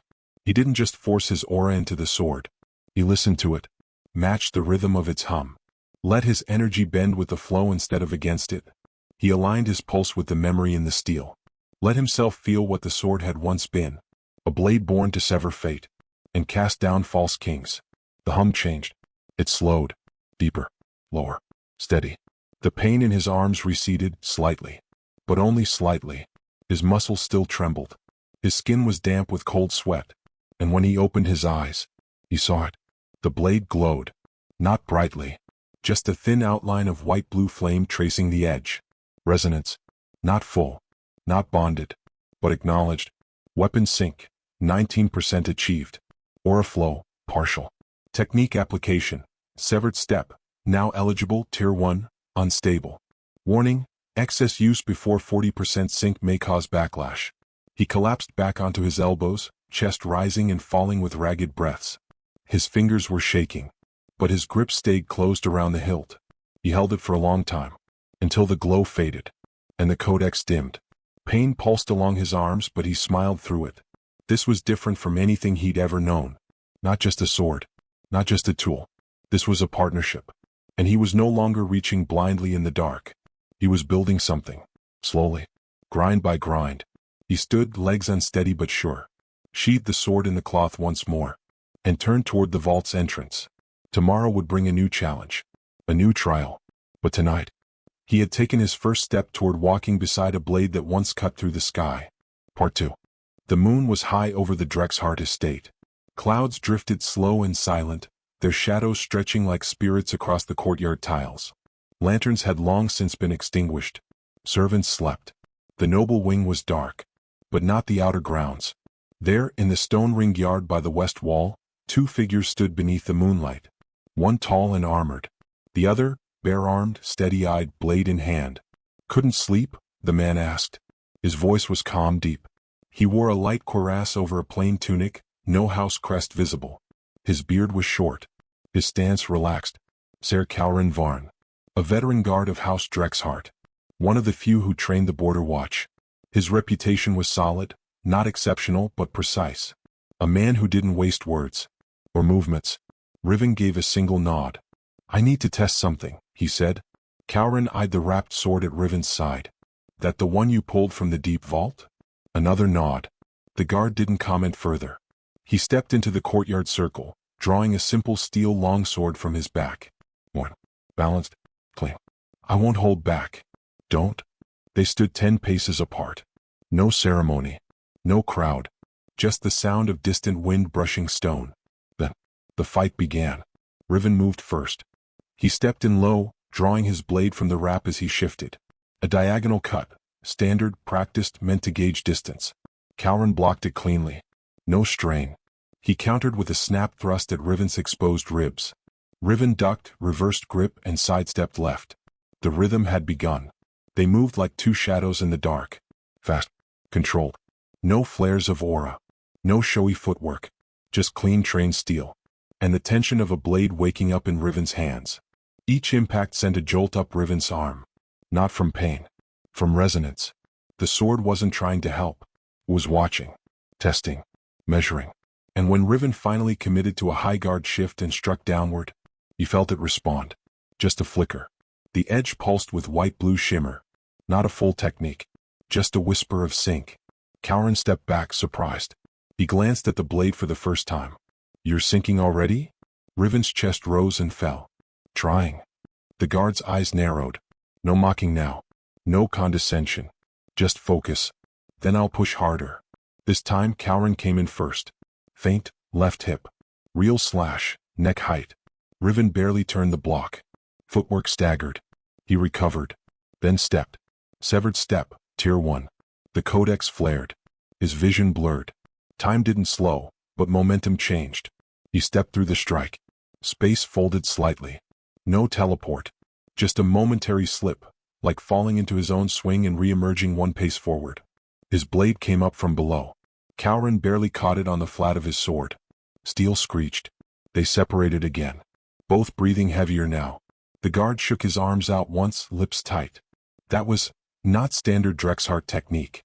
"It's not," Riven replied. Another pause. Calren looked him over. No insults. No arrogance. Just a short nod. "Again?" Riven raised his blade. The glow along its edge had dimmed, but he could still feel the connection. And it wasn't fading. It was growing. Again. Codex update. Severed step, 17% mastery. Weapon sync, 25%. Stability rating, marginal. Further use risks backlash without recovery phase. Combat feedback. Controlled instinct gained, new trait. Riven stood in the courtyard long after the duel ended. Ser Calren had left without a word, just a firm nod, and a glance at the sword like he'd seen something old rise again. Riven could still feel the lingering burn in his arms. Not from the fight. From the resonance. Every strike had echoed through his bones like he was carving the form into his own marrow. And maybe he was. He returned to the storeroom before dawn. Collapsed onto the worn mat with the blade beside him. And opened the codex. The tree appeared. Wider. Taller. Its branches pulsed with new light. The central trunk now shimmered faintly with threads of blue and silver, as if the energy from the blade was feeding directly into its roots. Soulbind Codex, active state, stable. Mainline path, severed sky, recognized 19%. Primary node, falling crescent, 27% mastery. Secondary node, severed step, 17% mastery. New subbranch detected, severed reflex chain. Riven's eyes locked on the last one. He focused. A small cluster of branches flickered into view, thin and curved like a coil. Each one bore a label. Wound rhythm, locked. Rebound echo, locked. Crescent counter, locked. Echo drop, conditionally accessible, asterisk. He reached toward the last one. The interface responded. Echo drop, tier 0 prototype. Condition, must endure 3 consecutive counterattacks using severed step without disengaging. Effect, unstable, allows sudden vertical pressure break and downward strike chaining into core technique. Pause. Then a note appeared beneath it. Warning, unstable echo signature. Memory trace may distort muscle control. Recommend supervision during early attempts. Riven exhaled. So the deeper I go, the more I'm borrowing from something that remembers what I'm not ready to become yet. He didn't fear it, but he respected it. The codex pulsed again, and a new window opened near the trunk. Weapon sync, 27% achieved. Echo response, passive awareness detected. Phase 2 memory core estimated unlock, 40 to 45% sync. Bond trait emerging, blade memory imprint, locked. So the next phase wasn't just more power. It was history. Pieces of the sword's past. Of its former wielder. Whoever they were. Whatever they became. Whatever they lost. Riven closed the codex. His hand rested on the blade beside him. It was still now. Quiet. Not sleeping. Just waiting. Like it knew this was only the beginning. And that the next cut would be deeper than the last. The gates of House Drexhart had never looked more imposing. Tall iron towers. Wrought iron sigils. Stone-carved dragons watching from the wall tops, their mouths frozen mid-roar. At a glance, they stood for honor, legacy, and power. But to Riven they looked like chains. Polished, heavy, ornate. He stood at the center of the courtyard dressed in a simple black tunic, a travel pack at his side and his blade slung across his back. Not the one the armory had offered him. The one from the vault. Wrapped in the same cloth. Bound by silent resolve. A formal send-off had been arranged. Not for him, of course. Several of his cousins stood nearby, laughing and chatting. Their swords gleamed. Their clothes bore embroidered house symbols. Retainers moved between them, offering satchels, food, travel permits. Riven stood apart. No steward approached. No cousin spoke his name. But he didn't expect them to. He wasn't here to be celebrated. Only to leave. Footsteps approached from behind. He didn't have to turn. He already knew the sound. Lord Riven Drexhart. His father. The man stopped a few paces behind him. Said nothing at first. Then, in a tone as cold as morning steel. You could have stayed. Riven turned slightly. I would have rusted. Valen's jaw clenched, barely perceptible. I watched your duel with Telen, he said. Pause. Your form was unpolished. Your footwork aggressive. You moved like someone trying to remember how to fight. Riven waited. The next words came like stones. You are not Drexhart material. Riven didn't flinch. I know. His father looked at him fully now, eyes sharp, measuring like they always had. Not angry. Not disappointed. Just clinical. You'll be marked as a neutral branch candidate. Unfavored. No resources. No instructor lineage. Your house rights are suspended the moment you step outside these gates. I know, Riven repeated. Valen's brow creased for just a moment. Then. And yet you walk like someone who thinks that matters. Riven turned to face him fully. I walk like someone who already let go. Another silence. Longer this time. No one else nearby seemed to notice the conversation. But Riven knew these moments well. His father didn't waste words. Even his insults came like assessments. Finally Valen took a step back. He reached into his coat and withdrew a single item. A pendant. Black metal shaped like a broken ring, one of the oldest Drexhart insignias. A symbol that predated even the phoenix crest. He held it out. Riven looked at it. Then at his father. Why? Valen didn't answer immediately. Then with a voice flat as ever. Because you won't survive long enough to disgrace it. Riven took the pendant. Said nothing. He didn't need to. Somehow, that cut deeper than all the years of silence. But it didn't shake him. He tucked the pendant into his pouch, turned, and walked. The gates opened slowly, creaking on ancient hinges. Light spilled through the threshold, the morning sun just beginning to rise beyond the forest path. Ahead was nothing certain. No academy support. No noble allies. Just distance, challenge, and freedom. Riven stepped forward, and didn't look back. Not once. The forest road stretched wide beneath a gray sky, blanketed with a thin morning mist. Birdsong echoed faintly between trees, and wheels from passing wagons left muddy tracks along the cobbled path. Riven walked alone. No escort. No banner. No horse. Just boots layered with dust, a modest travel pack, and a cloth-wrapped sword slung over his shoulder like a quiet promise. The roads between estates and the academy were technically patrolled by city watch and contracted mercenaries, but everyone knew the truth. Out here, far from noble eyes, you were on your own, especially if you were marked unfavored. And Riven had been marked loud and clear. He kept walking, eyes scanning the path ahead. A small stone bridge came into view, half covered in moss and framed by thick trees. That was when he felt it. Stillness. Not the peaceful kind. The kind that hid breathing. Movement. He kept his pace. Didn't draw. Didn't flinch. Let them think he hadn't noticed. Let them spring it. And they did. Two men emerged from the treeline ahead, scarred, ragged, faces half covered by patchwork cloth. One leaned on a hooked blade. The other held a rusted pike. Another pair stepped out behind him. A fifth perched up in the trees, crossbow aimed. Not professionals. But not amateurs either. Riven stopped mid-bridge. The mist thickened behind him, curling around his boots. The pike wielder smirked. Nice sword, traveler. Riven tilted his head. It's not. That confused them. He sighed. It's not nice. But it's mine. The hook-blade man stepped forward. You a noble? No. You sure look like one. Riven didn't answer. The man grinned. Doesn't matter. You've got something we want. Riven shrugged. Then whispered. Try and take it. The man charged. Fast. Not trained, desperate. Riven's right hand dropped to his side. Not to draw. To shift his weight. The moment the bandit reached him, Riven moved. Severed step. A flicker. A step into the mist. He reappeared behind the man, one pace off. The man stumbled, trying to turn. Too late. Riven's blade slipped free from the wrap mid-motion. The flat struck clean across the back of the man's neck. He dropped. Chaos broke. The second rushed in. The one on the bridge raised a war cry. Crossbow fired. Riven ducked, not a full dodge. Just enough. A hair's breadth. The bolt scraped the top of his shoulder, tearing fabric but missing flesh. He winced. Turned. Pivoted on his heel. Falling crescent. The blade arced high, then snapped down. Sure. Controlled. The edge landed flat against the attacker's side. He crumpled mid-swing. Another came from behind, too fast for a full turn. Riven reversed his grip, lowered his center, and let the man fall into his elbow. Crack. Then spun low sweep. Boot to knee. The man buckled, howling. Riven didn't finish the blow. Just tapped his sword to the ground beside him. An offer. A warning. The man crawled back, dragging himself off the path. Only the crossbowman remained. Still in the tree.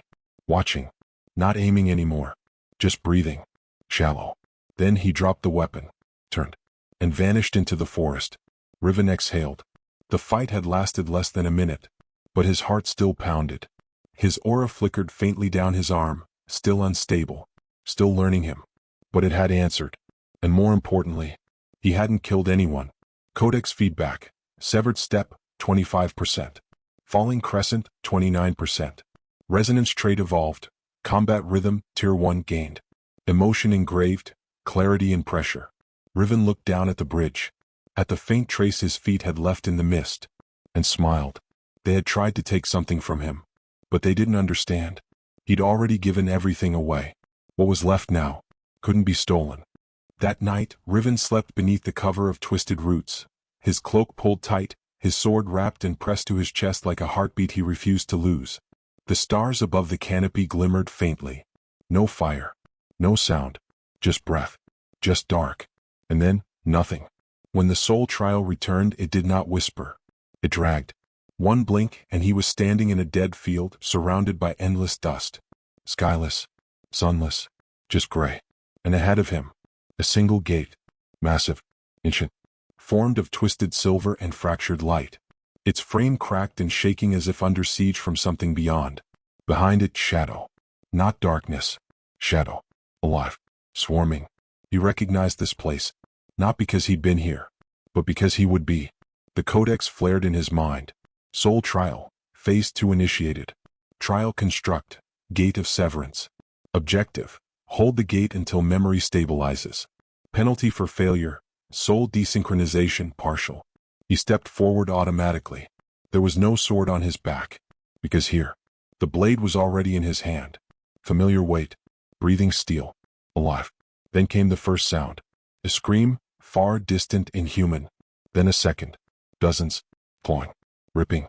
A wall of shadows surged toward the gate, forming beasts with no faces, only jagged edges and blind fury. He didn't hesitate. He stepped into stance. And waited. The first impact rocked the gate. A beast slammed into the barrier, its claws scraping steel, its roar like a broken wind instrument. Riven gritted his teeth. Then moved. Falling crescent. The first shadow split in half. The gate held. The second one came faster. Smaller. Snapping limbs. He dodged, stepped in, and turned the blade on instinct. Severed step. He slipped past the creature and struck the joint in its spine. It melted into ash. More came. 10. Then 20. Then hundreds. He fought. Without time to think. Without time to breathe. Strike. Reset. Strike. Reset. The technique tree began to respond. Not with new power. With rhythm. Memory. His body moved where it hadn't before. Strike. Pivot. Cut. He wasn't winning. But he was holding. And every second felt like an eternity carved into his arms. He didn't know how long it lasted. Time didn't exist here. Only breath and blade and shadow. Until suddenly, the shadows paused. Not retreated. Paused. And from them, something stepped out. Tall. Not beast. Not man. A figure cloaked in silver. No face. Just a sword identical to Riven's, only cracked down the center.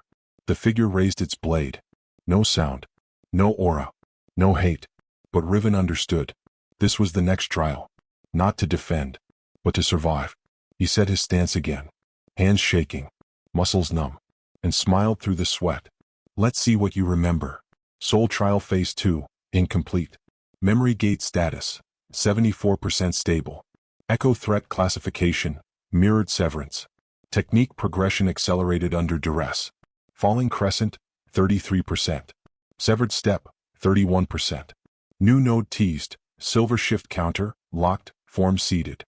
Morning broke through the treetops in soft golden rays, filtering down across mossy roots and damp leaves. Riven's eyes opened slowly. His limbs still ached from the trial.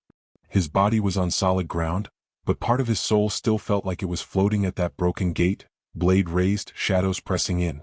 He sat up, checked his blade first. Still there. Still warm. Still quiet.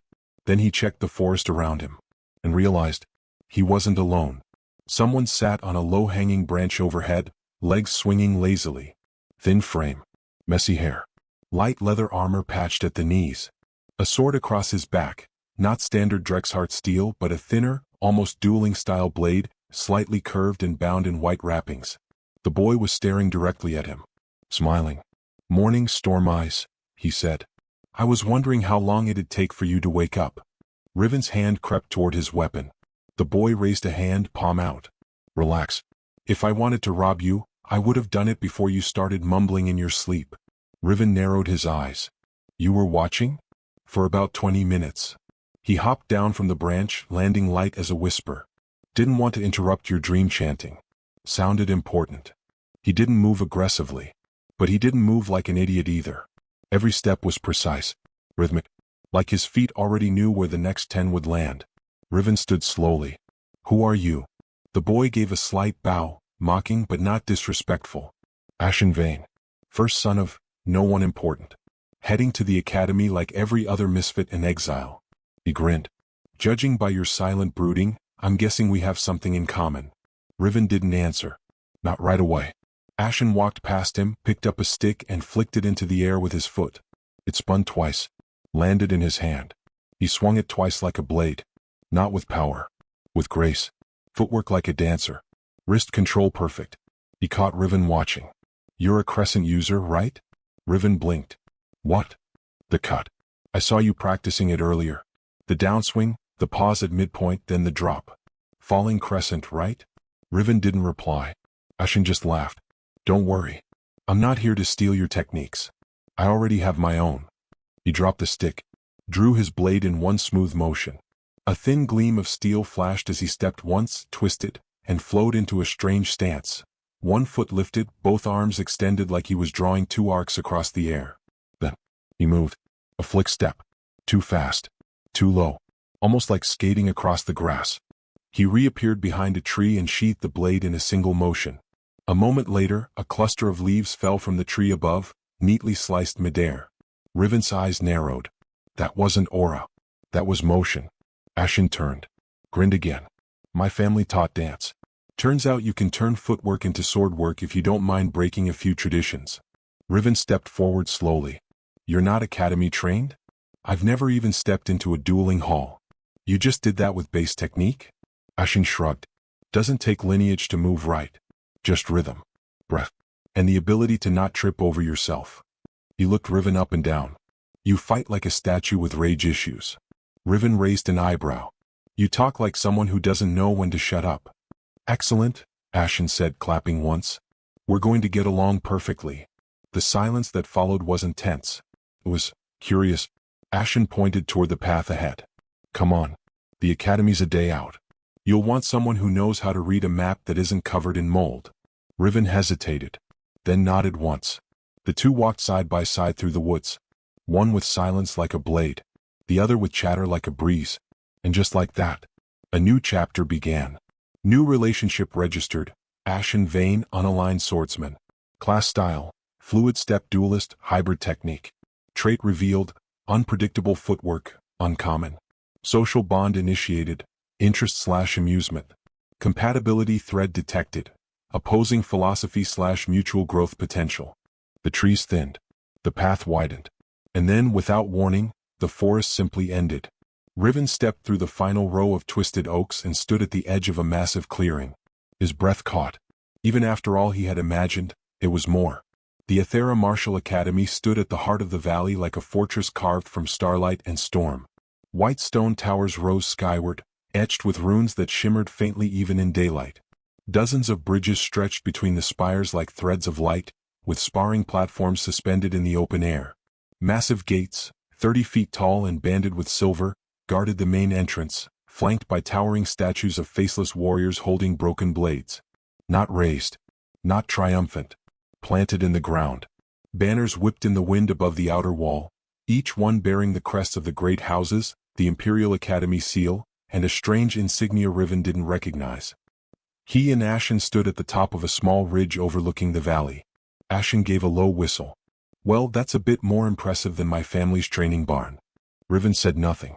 He couldn't. The sight wasn't just awe-inspiring, it was personal. He had failed here. What? Lived through a humiliation no one had tried to stop. Now he was returning. Not to reclaim anything, but to build something new. From nothing. At the base of the hill, the path split.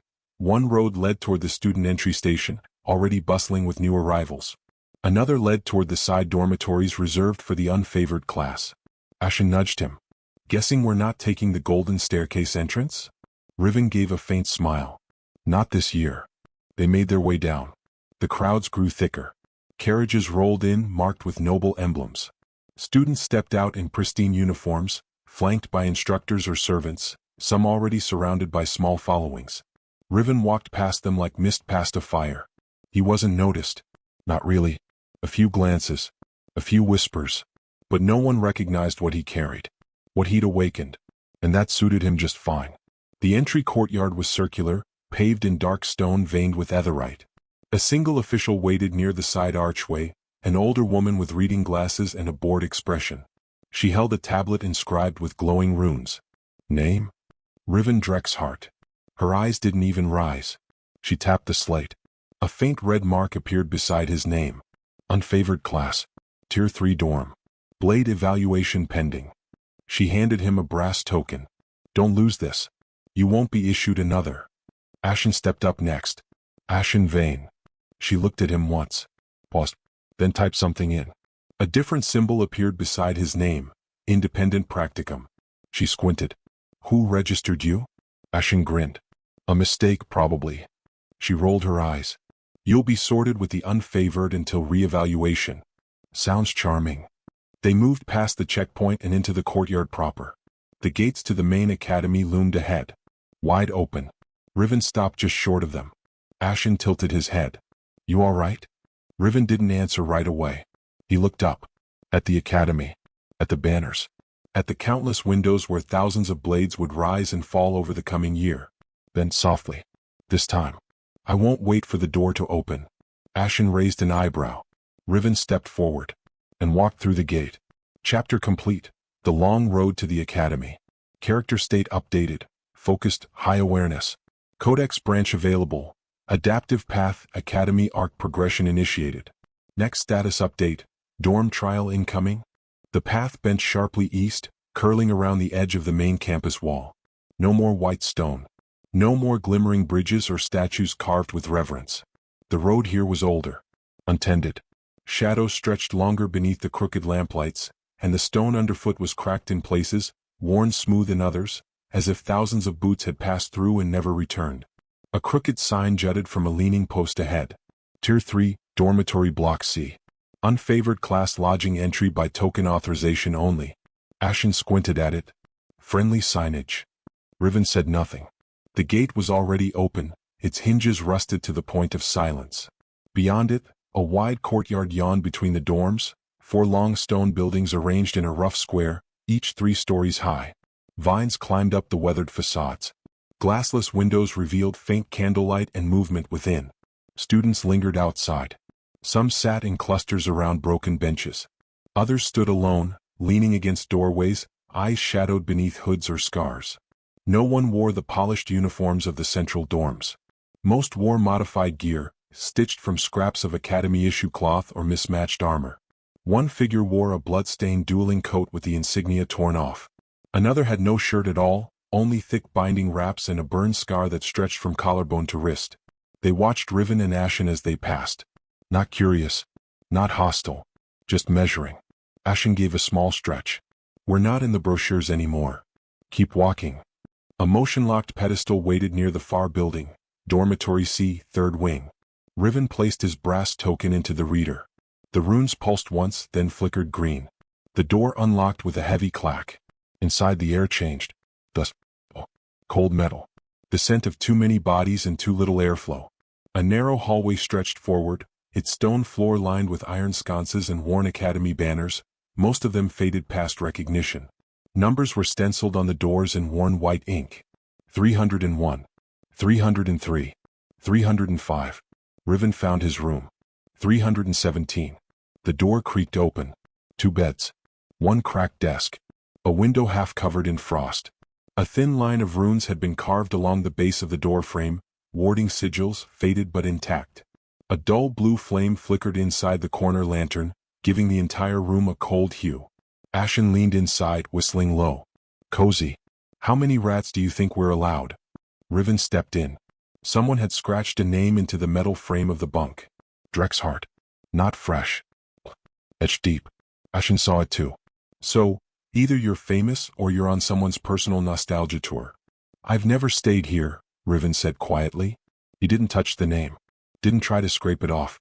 Instead, he dropped his satchel onto the mattress and sat down. The frame groaned beneath him. He let the silence settle. Footsteps echoed faintly in the hallway.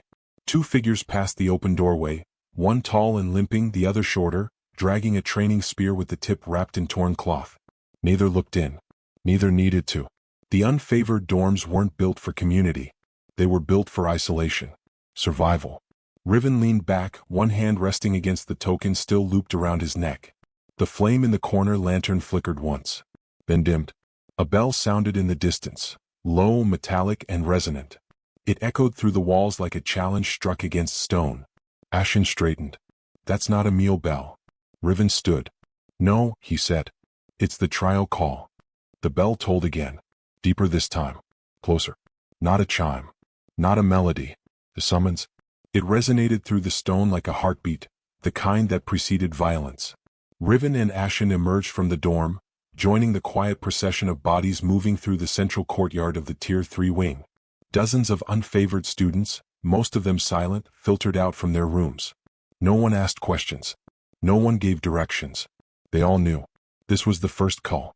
The air felt colder, though the sun was still visible between the clouds. Ether swirled faintly in the sky above the academy spires, streaks of violet caught between currents of wind and magic. It made the banners ripple more violently than the breeze alone could manage. Ahead, A broad stair descended beneath the western dorm tower. Most of the students followed it down. Ashen fell into step beside Riven, his voice low. "Think they're just showing us where the cafeteria is?" Riven didn't answer. He knew better.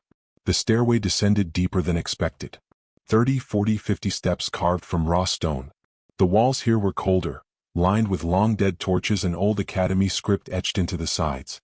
Discipline before privilege. Worth before name. Blade before glory. At the bottom the hall widened. A vast chamber opened before them, shaped like an inverted dome. Arched runes supported the ceiling. Viewing balconies circled the walls far above, obscured by light-refracting barriers that shimmered like water. You could feel eyes up there, watching, measuring, judging. Ashen let out a long breath. So this is where they tossed the disappointments, huh? A tall figure waited at the center of the chamber. Black coat, steel-threaded boots, short white hair and a single ether brand cut into the side of his neck like a spiral thong. He didn't raise his voice. He didn't have to. Line up. Token holders only. First come, first cut. No one moved at first. Then a girl with a half-shaved scalp stepped forward, her token in hand. That broke the dam. One by one, the unfavored students began lining up along the edges of the circular platform that dominated the center of the chamber. Its surface was marked with dueling rings, some circular, others asymmetrical, and covered in burn marks, bloodstains, and shattered fragments of spell glass. A row of weapon racks stood behind the man. Not polished displays. Not the ceremonial vaults of the noble dorms. These weapons were worn, scarred. Each blade, polearm, or gauntlet bore the marks of dozens, maybe hundreds, of initiates who had come before. Some weapons pulsed faintly with dormant runes. Others were dead metal. The instructor's voice rang again. Choose your armament. Then take your ring. Ashen leaned close. You know, I'm suddenly very aware of how little swordsmanship training I've had. You'll figure it out. Encouraging. They reached the racks. Riven's hand hovered over the weapons, not touching yet, letting instinct guide him. Most went for familiarity, standard long swords, practice spears, weighted gauntlets. A few took the stranger pieces, hooked sabers, twin-bladed staves, even an old punch dagger covered in sealing runes. Riven passed them all. Something pulled at him. Near the end of the final rack, half hidden between a collapsed training buckler and a broken polearm, was a blade that looked more like scrap. Curved, short. The edge was chipped and uneven. No core runes glowed along the fuller. The grip had been rewrapped in what looked like old training cloth. And yet, he reached for it. The moment his fingers closed around the hilt, the air changed. Not loud. Not visible. Just a shift. A hum, low and internal. The kind of sensation that settled not in the ears but in the bones. The instructor looked up just once. Then looked away. Riven turned the blade over in his hand. It had weight. But not dead weight. It moved like something alive, but wounded. Ashen raised an eyebrow. You really went with that one? It's the only one that didn't lie. Riven stepped forward. He entered a dueling ring alone. Another student stepped in opposite him. Taller. Broad-shouldered. Covered in mismatched plate and half a dozen belt pouches. His grin was cocky but his eyes were sharp. Third year. No question. The kind they threw into the trial not to test their skill, but to remind the new blood where they stood. Riven Drexhart, the instructor called. Versus. Cadet Marin, disciplinary detail. A low chuckle from above. From the balconies. The duel began. No count. No warning.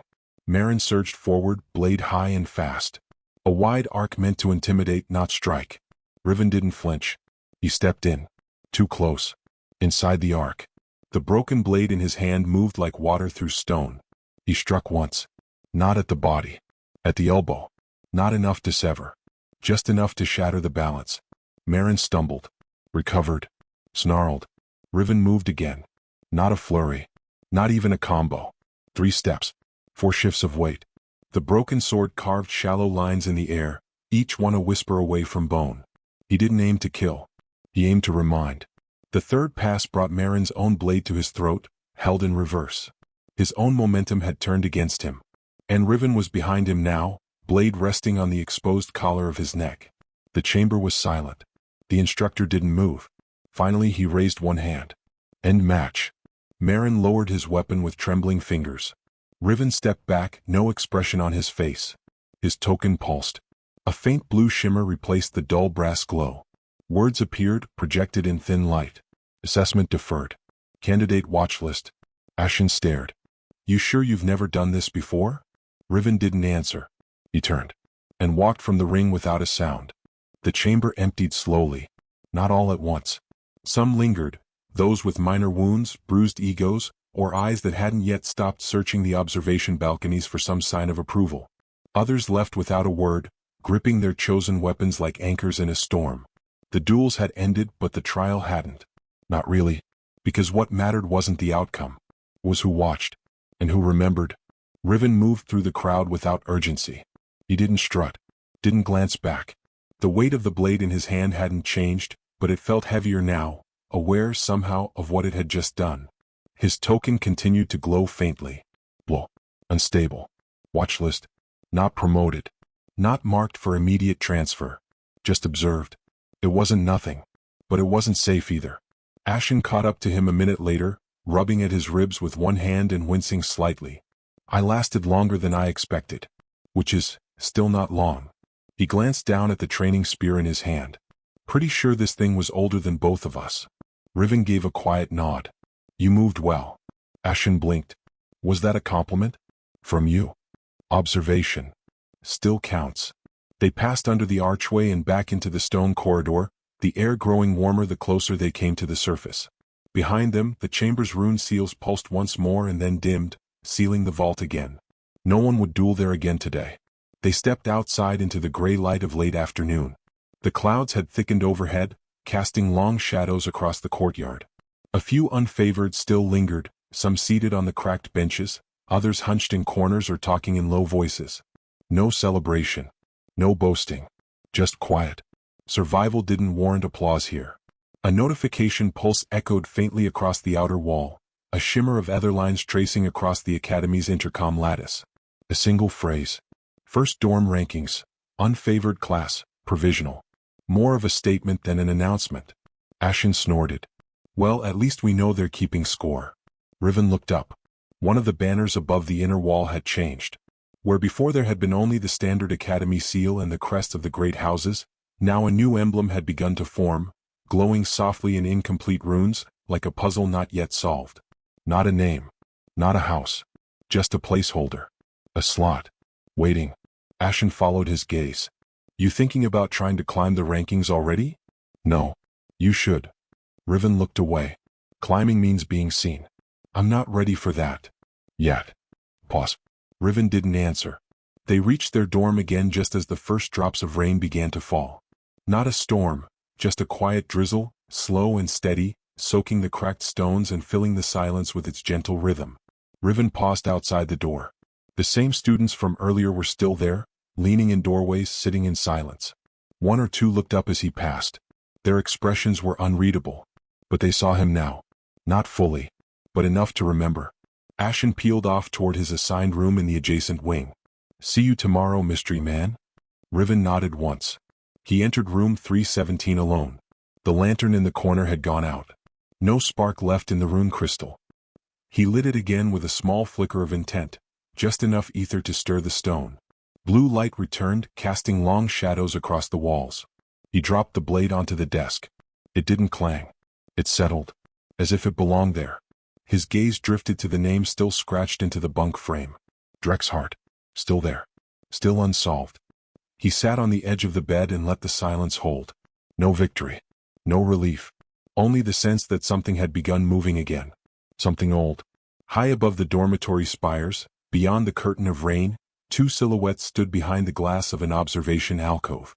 One wore a formal instructor's uniform, though his coat was open and his collar was turned down. The other wore no insignia at all. Only black with a single ring on his finger, the sigil of an extinct faction. He didn't use any formal forms, the first observed. No stance. No flourish. Just pressure and intent. He saw the weakness, the second said, and chose not to break it.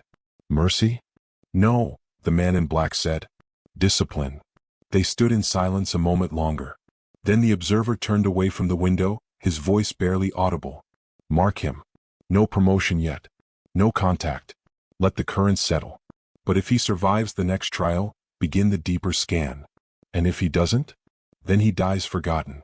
Back in room 317, Riven lay on the narrow bed, eyes open, staring at the cracked ceiling. Rain tapped gently against the frost-glazed window. He didn't sleep. Not yet. Not while the blade on the desk still hummed quietly in the dark.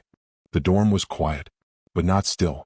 Riven lay on the narrow bunk in room 317, his breath shallow, eyes half open, watching the cracked ceiling as shadows drifted across it like storm clouds over old glass.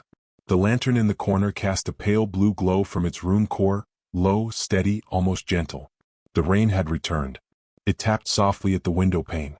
Not enough to chill the air, but enough to feel like memory. He hadn't slept.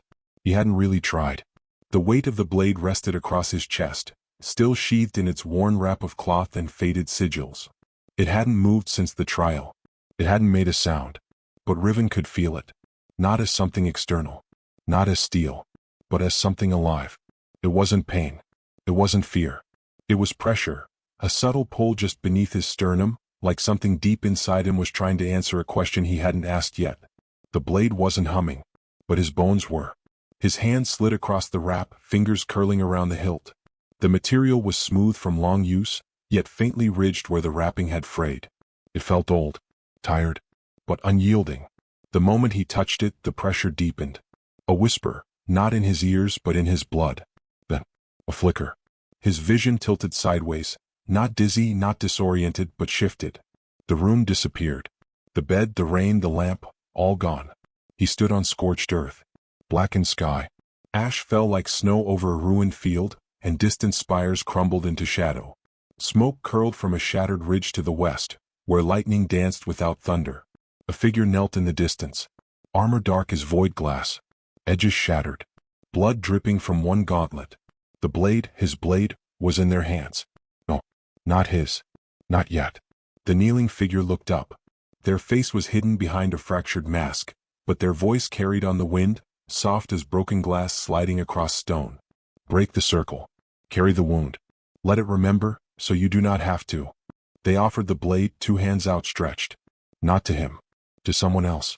Someone standing in the space Riven now occupied. And then, gone. The world snapped back. Room 317. The chill. The rain. The faint whir of ether pipes behind the walls. He was lying down again. The blade still across his chest. His hand clenched tighter around the hilt. It was warm now, and faintly pulsing. He sat up slowly, sweat clinging to the back of his neck despite the cold. The rune lantern dimmed for a moment, just long enough to make him glance at it. The blade had shown him something. A memory, but not his own. He looked down again. The old, broken sword. Curve, chip, edge uneven. Runes cracked and dormant.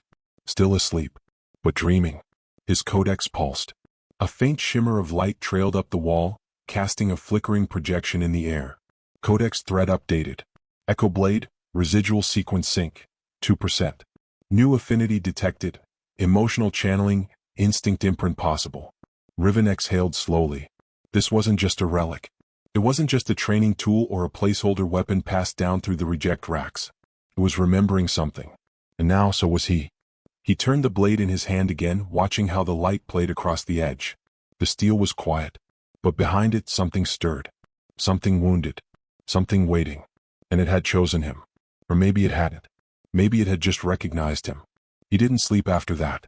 Not because he couldn't, but because he didn't want to. He rose from the bed, slowly, deliberately. The chill of the stone floor pressed through the thin soles of his boots, but Riven barely noticed. The room felt smaller now, like the shadows had drawn closer in the minutes since the blade's whisper had passed through him. He crossed to the corner where the bunk's frame scraped against the wall. The name was still there.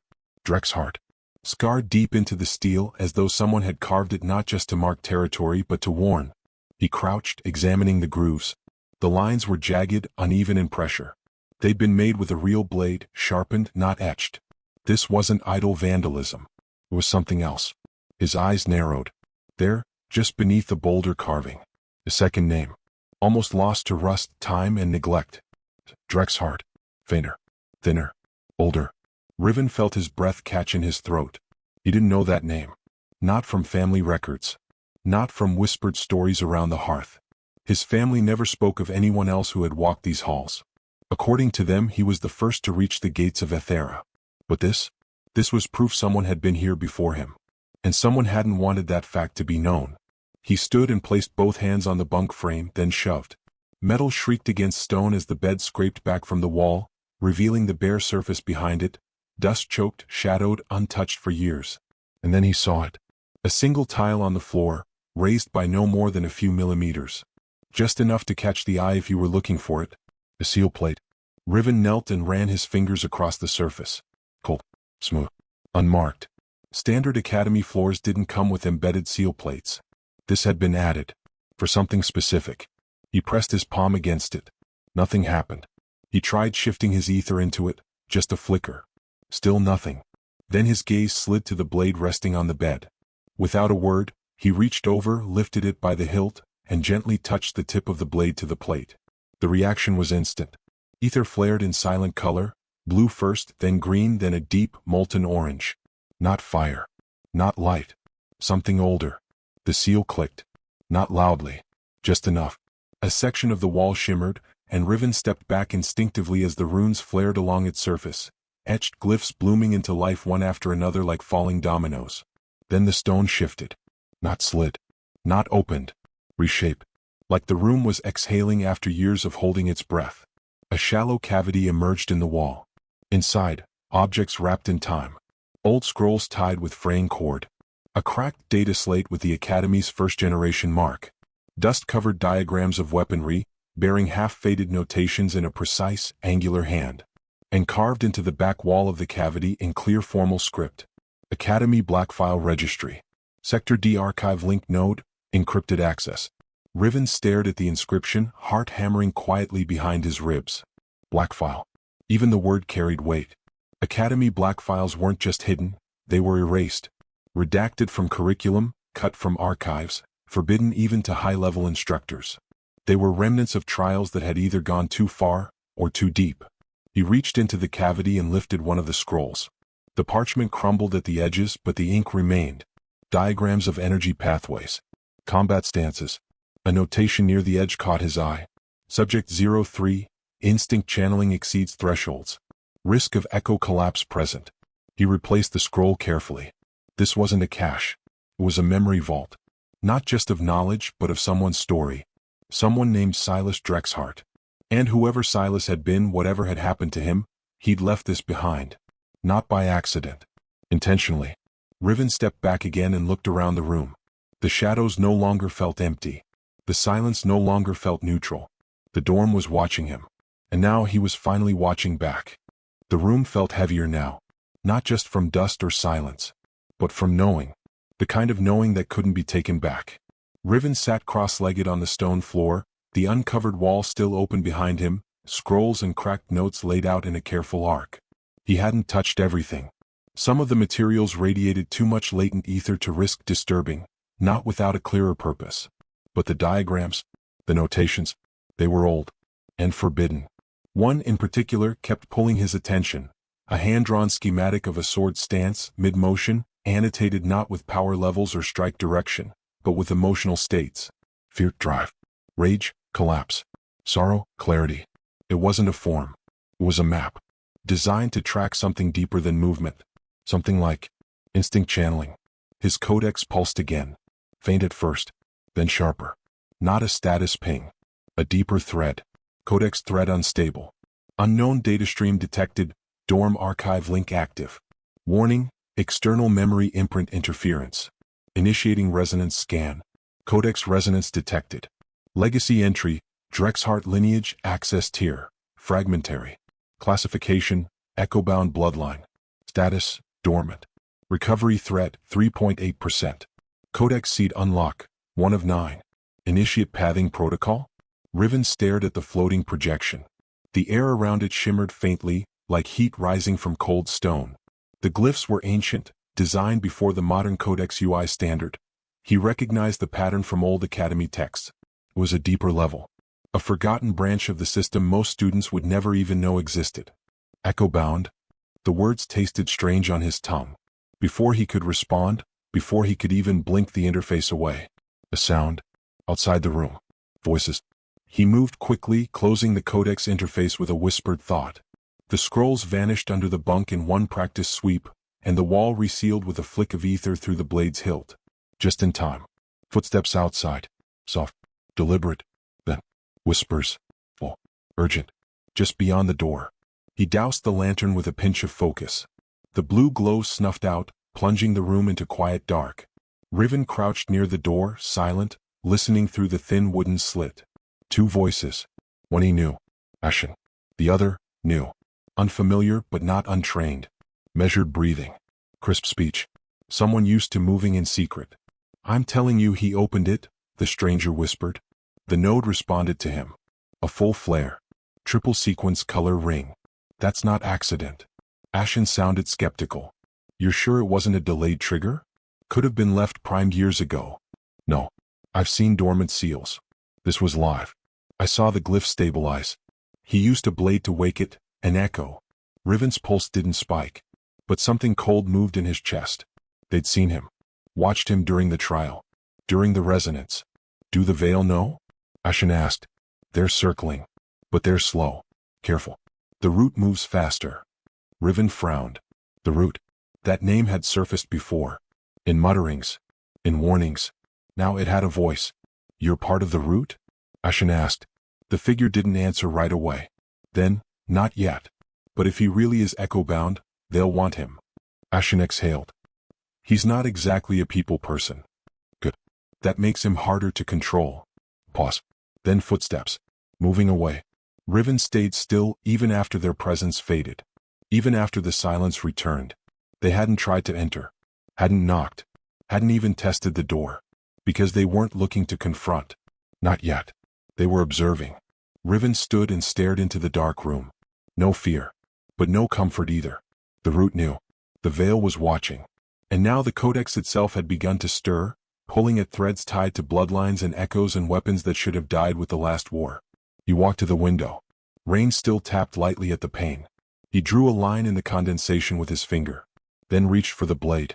The steel felt different. Not heavier. Just more awake. He turned it over once in his hand, watching how the metal caught the faintest glimmer of moonlight. Then whispered, barely audible. I'm listening. The blade did not respond. But the air shifted. As if it had heard. The dorm slept. Or at least it pretended to. Riven waited until long past second bell, until the final footfalls of patrolling instructors faded into nothing and the flickering lights in the outer halls dimmed to the low amber glow of maintenance hours. The academy always breathed differently at night. Softer. Slower. But never safer. He moved in silence. His blade sheathed at his back, token wrapped in cloth to keep it from glinting.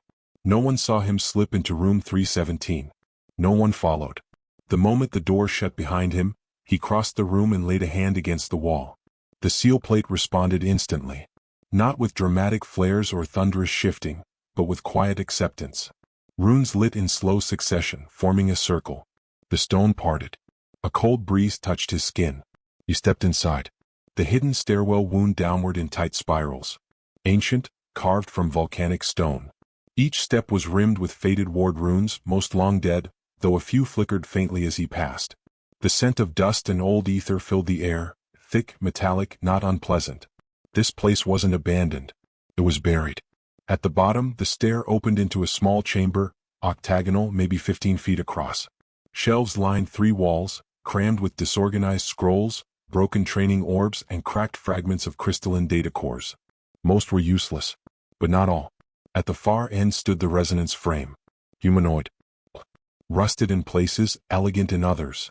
Its frame was draped in a ceremonial tabard of imperial make, torn down the center. One arm hung lifeless at its side, the other still half raised as though it had been mid-salute when power failed. The crystal in its chest flickered, dim but not dead. As Riven stepped closer, it pulsed. A faint hum echoed through the room.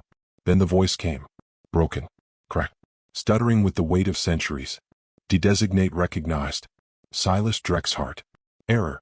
Temporal offset exceeds acceptable range. Echo initiate. Sequence, terminated. The word struck like a blade to the spine. Silas. There it was again. Not just a name. A designation. A title tied to this place. Riven said nothing. The resonance frame continued. Archive thread link. Dormitory node 317, sector D path, encrypted echo registry. Cross-matching sequence, initializing backup continuity. A burst of static. Then his codex activated. Not through thought or touch. On its own. Codex thread interface accessed. Dorm archive interface. Legacy profile match. Partial lineage confirmed. Warning, fragmented seed detected. Codex seed, Silas Drexhart, entry 1 of 9. If you found this, you're either stubborn or cursed like I was. This blade doesn't just carry memory. It records it. Every movement, every failure, every moment I hesitated, it remembers. And it punishes. I couldn't control it. Not completely. Maybe you can. Codex fragments stored. Sync progression, 11%. Instinct art unlocked. Ghost step, phantom displacement tier 1. Allows brief afterimage projection during combat, creating delayed mimic movement to mislead attackers. Riven inhaled slowly. The air was colder now. Not from the environment. From what he was touching. This wasn't a training weapon. This was a legacy system. Someone had bled into it. Not metaphorically, literally. The blade carried a blood-bound memory seed. A parasitic imprint of everything Silas had once been. And now, it had begun to respond to Riven's presence. Not because he was ready. Because he was related. And the blade had chosen again. He approached the resonance frame slowly.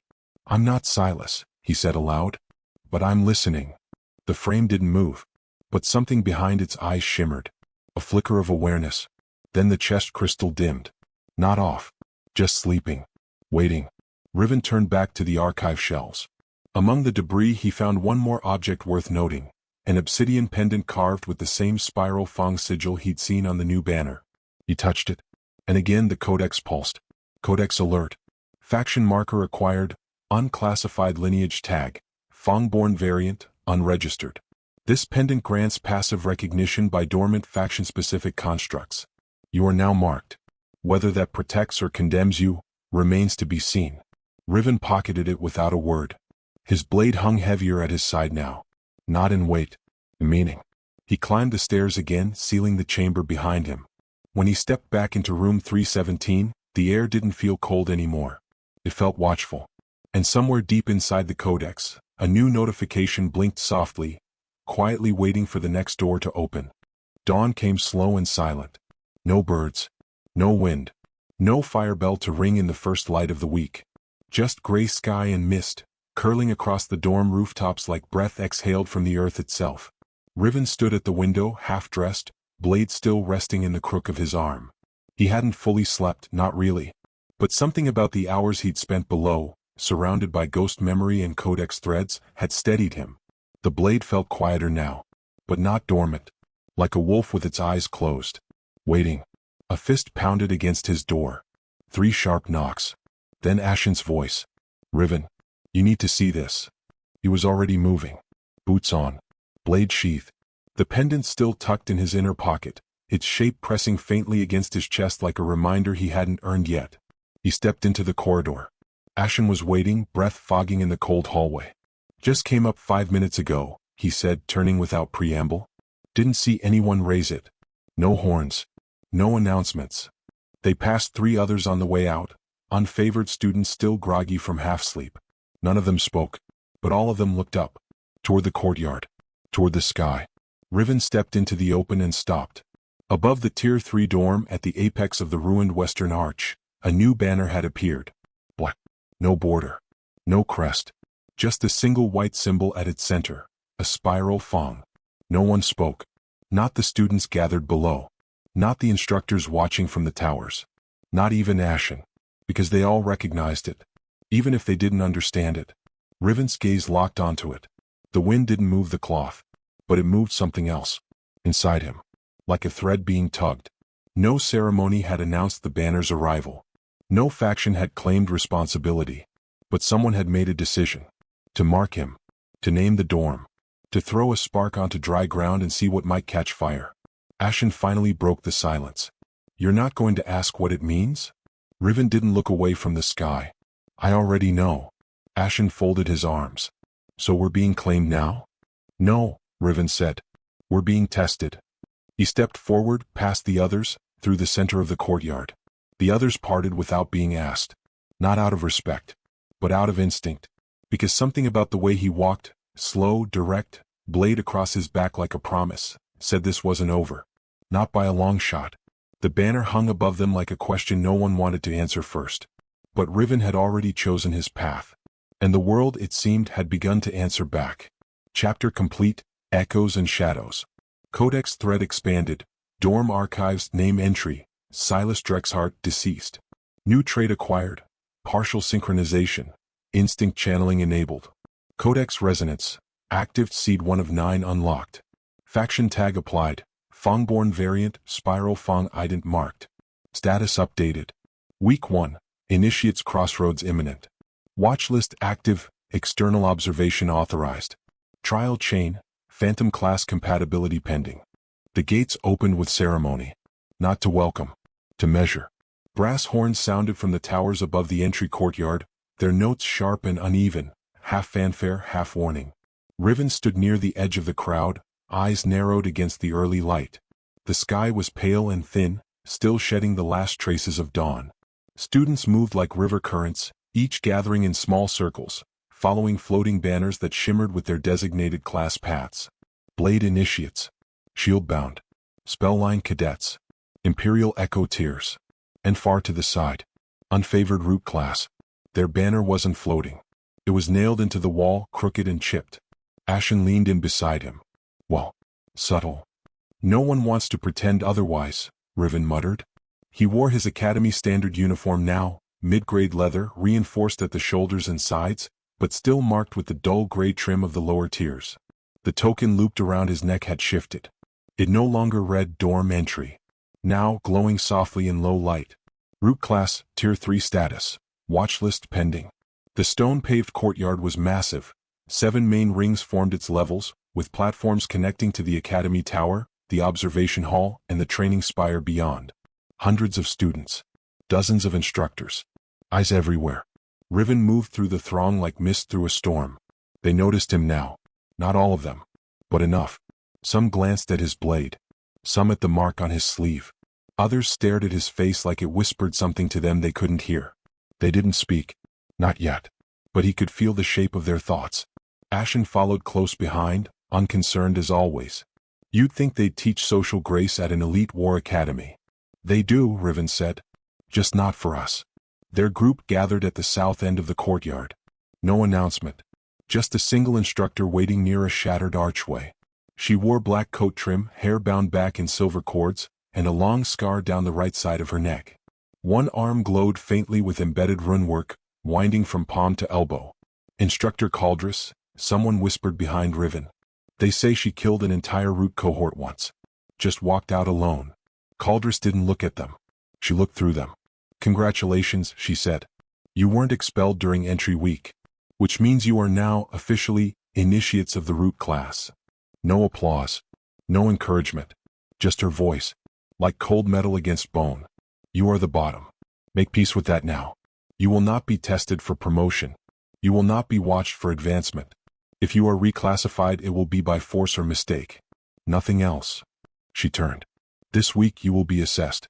Physically, mentally, etherically.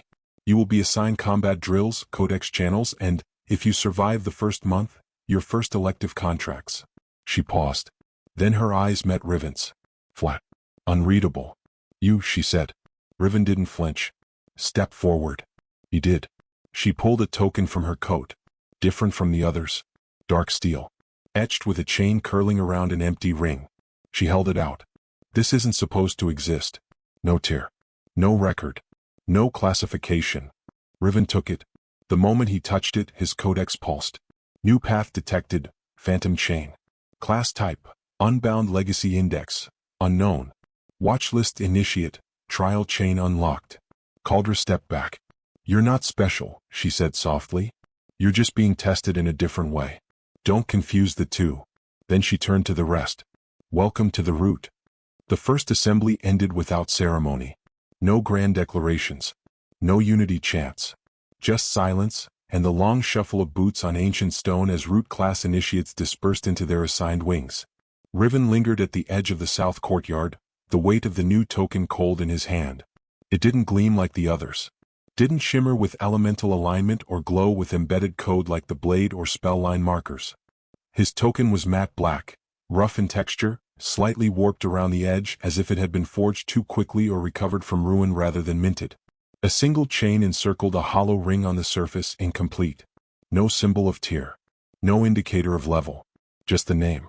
Phantom Chain. Classification: Unbound, Legacy Chain Path, Anomaly. Ashen joined him near the cracked fountain. He glanced at Riven's token, then back up at him. You do realize that looks like the kind of badge someone gives you when they're hoping you won't survive the semester. Riven didn't answer. His codex had already begun to shimmer, slightly off-color, as if the usual clean interface had been overwritten.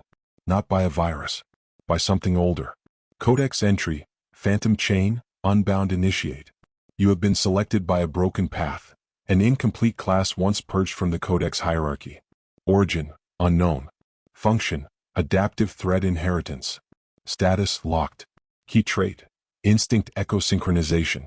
Passive effects: fragmented. Reduced codex traceability. Instinct channeling thread active.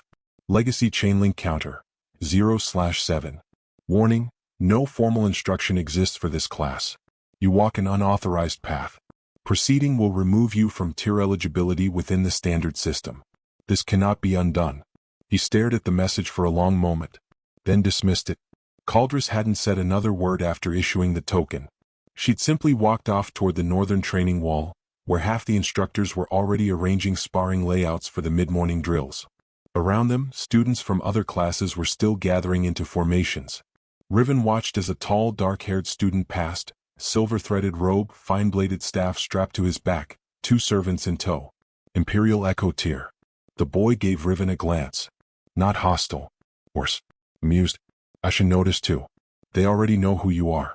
That banner above our dorm wasn't just decoration. They'll come, Riven said. They always do. Ashen smiled faintly. Think you can win? No. Pause. Then Riven looked up, eyes like cold flint. I think I can learn. Faster than they expect. The codex shimmered again. This time unprompted. Phantom Chain, Legacy Anchor stirring. Trial Chain Initiation Seed detected. Codex entry, Fragment 2 of 9. It started when I refused. That's the thing no one tells you. Refusal is a kind of acceptance. The chain doesn't bind you with contracts. It waits until you step away from safety. Then it tests what you bring back. Fragment resonance plus 4%. Phantom Chain link. Preparing trial activation. The information faded just as another instructor stepped into view. This one younger than Caldress. Blonde hair cropped short, a half-sleeved coat fitted with custom rune plates. Ether marks shimmered along the inside of her wrist, personalized codex-linked tattoos that flared whenever she moved. She didn't speak to Riven at first. She addressed the root class as a whole. Beginner codex drills will commence at second bell. Each of you will receive your thread suite, basic movement enhancement, perception filter, and self-repair protocols. Don't break them before you know how to trigger them. Ashen raised a hand lazily. What if we already broke one? Then you don't deserve one, she said without hesitation. Then she turned to Riven. Her eyes narrowed. She wasn't afraid, but she knew something. You're Drexhart, she said. It wasn't a question. Yes. Your token's not marked to a standard combat trial. I know. She looked him over like someone evaluating not a student, but a damaged relic. Something unearthed that shouldn't have survived. There's a myth, she said quietly, about a training class that didn't follow structure. That used instinct over instruction. They were fast. Violent. Too adaptive to track. Most burned out. A few survived. None were documented. Riven didn't speak. She tilted her head. If you really carry that seed, you won't make it through the standard year. I don't plan to. She watched him another moment, then walked away. Not a dismissal. A recognition. The sun was rising now, high enough to cast sharp gold lines across the stone towers of Ethera. Banners rippled. Students fell into motion. Training cycles began. And far above, just beyond the edge of the codex signal towers, a single glyph shimmered once in the sky. A spiral fong. Visible only to him.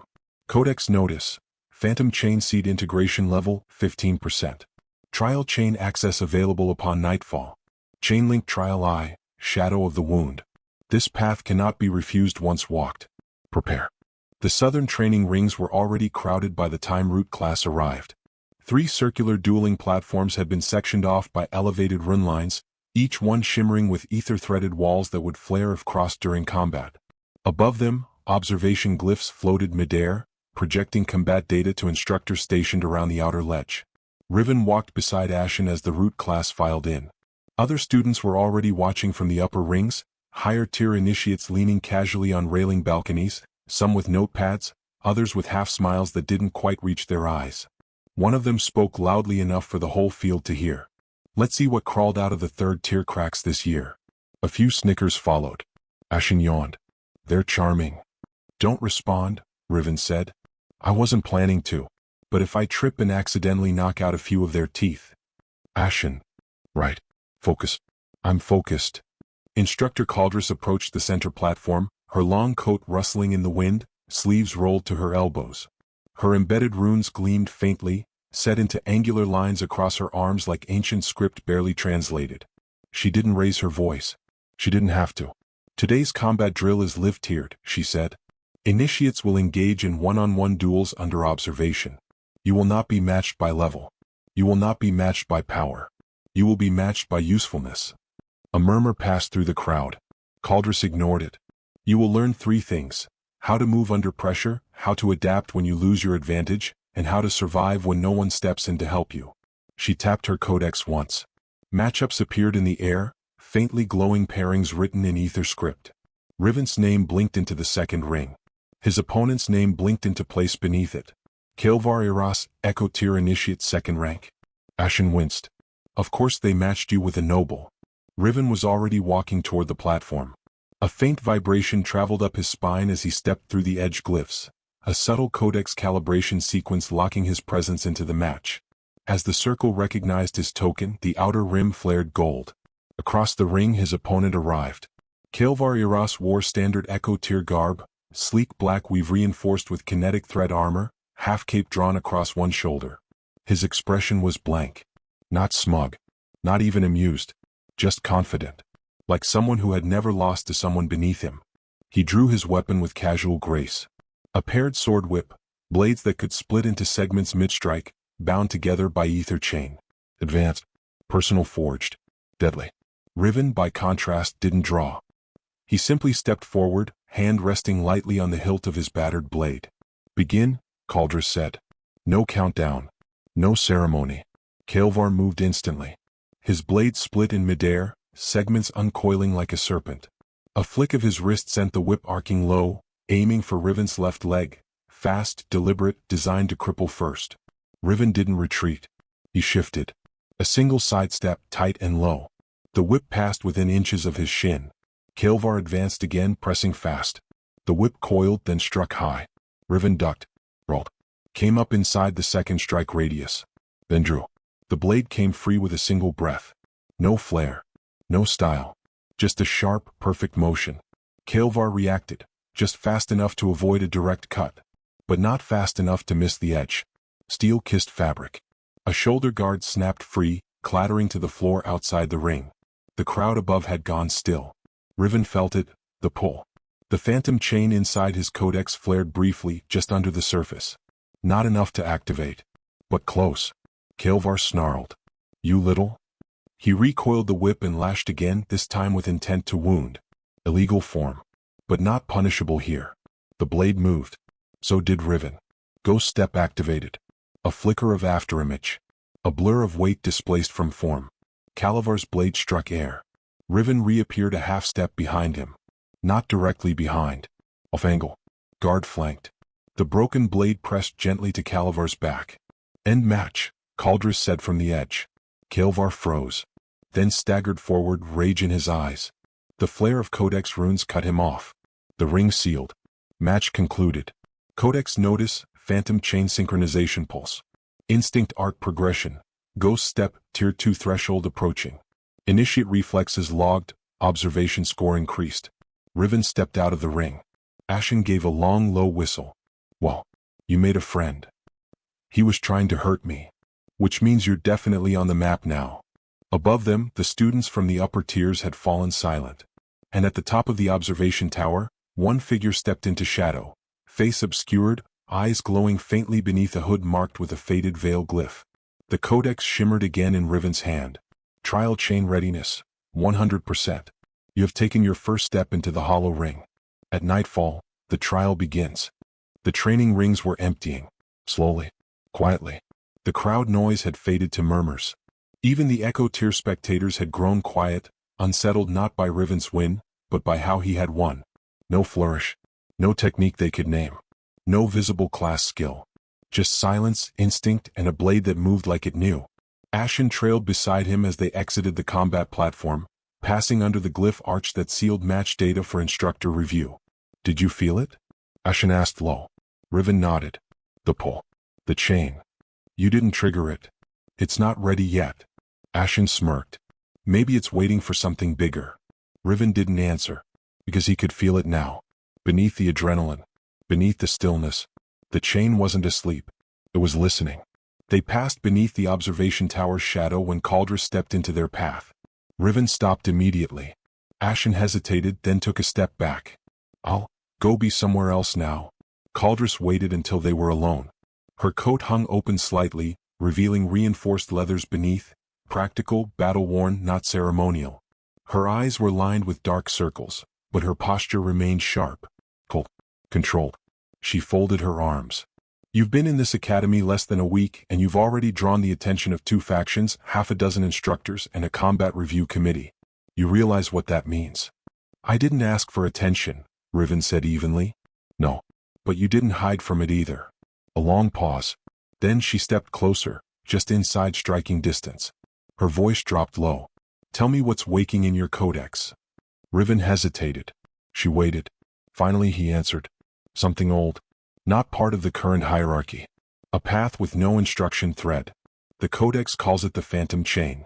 Caldress exhaled slowly. Thought so. She turned away, facing the far tower where the shadow-marked observer had stood earlier.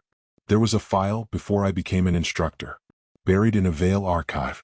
One of my senior mentors mentioned it once in passing. A class path built for war reflexes. Raw instinct. No style trees. No schools. It wasn't taught. It was triggered. She looked back at him. And it got a lot of people killed. Riven met her gaze. And the ones who survived? No records. Not in the codex. Not in the physical archives. Just scattered references. Fragmented seeds like the one you're carrying. She stepped closer again. This academy doesn't like things it can't categorize. Sooner or later the system will try to erase you, or use you. You need to decide which you're more willing to live with. I'm not here to be remembered. Then you'll last longer than most. She started to walk away, then stopped. There's something else you should know, she added, not turning back. You're not the only one with a broken codex thread. You're just the only one still free. Riven frowned. What does that mean? Caldress didn't answer. She disappeared into the east hall like a shadow caught in torchlight. When Riven returned to room 317, night had begun to fall. Ether lights flickered on along the outer walkways, and the rain, always constant, began to tap against the windows once again. The pendant in his pocket buzzed faintly. Not with heat.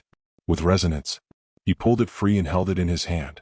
The spiral fang carved into the center glowed, a pale white shimmer against the dark. His codex activated, unprompted. A symbol pulsed on the screen.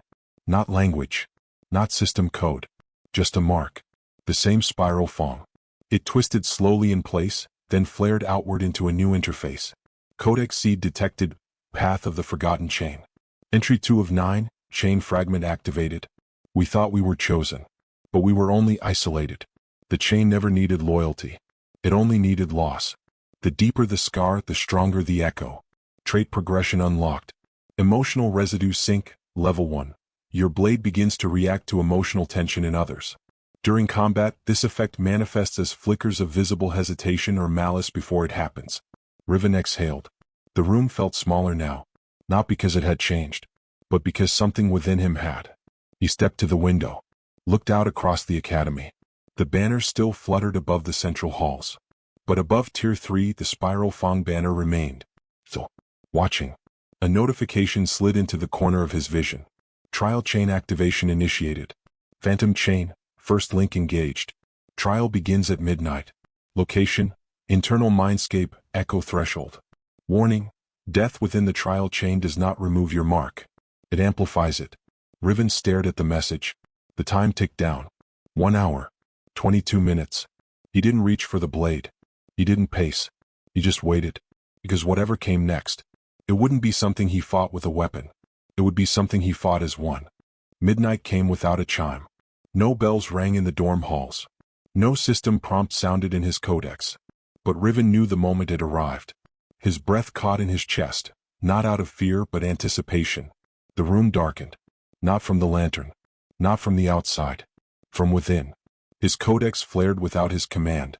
The usual blue interface flickered once, stuttered, then dissolved, replaced by something older, cruder. The glyphs were angular, pulsing with unstable ether code that looked almost handwritten. Phantom chain, link eye, shadow of the wound. Trial initiated. Warning, this is not simulation. This is not memory. This is resonance. What you bring into this space will be reflected. Proceed? Yes. No? He didn't hesitate. He didn't flinch. Yes. The world collapsed. He stood on cracked earth. Endless sky above, black, flecked with stars that refused to shine. The ground was scorched, broken, echoing the vision he'd seen once before, a battlefield lost to time. Dust hung in the air like ash caught mid-fall, frozen in a world that had no wind. His blade was already in his hand. No scabbard. No memory of drawing it. Just presence. The echo of something unresolved. Then, movement. Across the field, a figure emerged, shifting, changing. Each step it took warped its shape. First a soldier, then a noble, then a shadow in armor with no face, and then himself. The figure stopped 30 paces ahead. Same eyes, same scars, same posture, but not the same. Not quite. This version wore no emotion, no weight, just the expression of a man who had already made the choice to abandon everything but victory. Riven tensed. The codex whispered again. Chain trial link IE objective. Defeat the echo that formed when you chose survival over honor. Combat level, adaptive. Memory manifestation, instinct layer only. You cannot lie in a place built from your own truth. The echo Riven tilted his head. No words. No challenge. He simply raised his blade. Riven moved. The ground cracked beneath his feet as he surged forward, blade flashing low. The echo mirrored the movement perfectly. Same grip, same angle. The two blades struck, ringing like glass colliding with bone. The impact jarred his shoulder. This wasn't sparring. This was reverberation. The echo slashed again, faster this time. No thought. No hesitation. It pressed hard. Brutally. Efficiently. As if it knew every weakness he tried to bury and wasn't afraid to rip them wide open. Riven ducked. Pivoted. Stepped left, ghost step activated. The flicker passed and he reappeared at the echo's flank. But this time the echo was already moving, anticipating the afterimage. It wasn't just copying him. It was learning. Strike after strike came, and each one dragged a piece of the past to the surface. That night, the first duel he lost. The blade slipping from his fingers. The laughter. The silence. The instructor who turned away. The classmates who didn't. His failure wasn't the wound. The shame afterward was. And the echo fed on it. His blade locked with the echoes in a bind. Their eyes met. I didn't survive because I was strong, Riven said under his breath. The echo pressed harder. I survived because I stopped asking for fairness. The echo's blade shimmered, but hesitated. Riven released the bind, not to retreat, to strike. He twisted, using the back of his wrist to deflect the blade mid-fall and drove his own weapon forward. One clean thrust, straight into the echo's ribs. The image fractured. Light burst outward like a dying star. The shadow screamed. But the sound was his own. Then, silence. Riven stood alone. The echo was gone. The stars now shone above. Faint. Distant. But real. His codex pulsed once more. Trial link I, completed. Memory fragment absorbed. Codex trait unlocked. Wound keeper. Your blade remembers every strike suffered. Upon reaching a pain threshold, you gain counter reflexes that mirror the enemy's intent, not form. Seed fragment 3 of 9 recovered. They taught us that pain could be dulled. But the chain taught us it could be sharpened. Trial link 2. Locked awakens on second blood. The ground beneath him began to fade. The stars pulled him upward. And the last thing Riven saw before the trial ended was the echo standing again. Not in defiance, but in recognition. A scar now marked its chest. And in its hand, it held a blade identical to his own. He woke in bed. Sweat cold on his skin. The blade lay across his chest again, silent, but changed. And in the window, reflected in the glass, the spiral fong shimmered. Only for him. Chapter complete. Initiate's Crossroads. Codex Update. Phantom Chain Progression 1 of 7. New trait. Wound Keeper. Instinct Counter System enabled. Next activation. Link to Second Blood. Upcoming. Academy Week 2. The Trials of Positioning. The courtyard had changed. It wasn't the banners. It wasn't the statues. It was the air. Riven could feel it before the morning bell even rang. The students were moving differently, more alert, more reactive, their eyes sharper as they watched one another. Even the ones who normally walked in pairs now stood apart, just far enough to keep their reach clear. Ashen noticed it too. They stood at the southern ring of the Tier 3 courtyard, leaning against the cracked wall near the old training board. It started, Ashen said. Riven nodded once. Position trials. Every second week, the academy allowed students to challenge others in their tier to public duels. The prize wasn't gold or status in name, it was space. Room reassignments. Combat privileges. Instructor attention. Even control over class team roles. It was a system that rewarded aggression and punished passivity. And Riven had been flagged. The board flared softly as they approached. A list shimmered into place, names glowing in student rank color. A handful were marked active challenge candidates. And one was marked in red. Drexhart, Riven, non-voluntary eligible. Rank, undefined status. Watch list, uncategorized. Ashen whistled. They really want you visible. I didn't sign up. You didn't have to. Codex says if your chain isn't classed, you're open ground. Riven stepped back from the board. He already knew who would be first.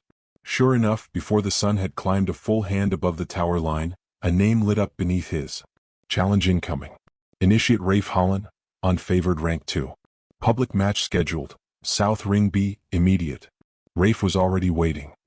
He stood on the stone ring barefoot, dual daggers reversed in his hands, no armor save for corded wrist guards and a reinforced vest.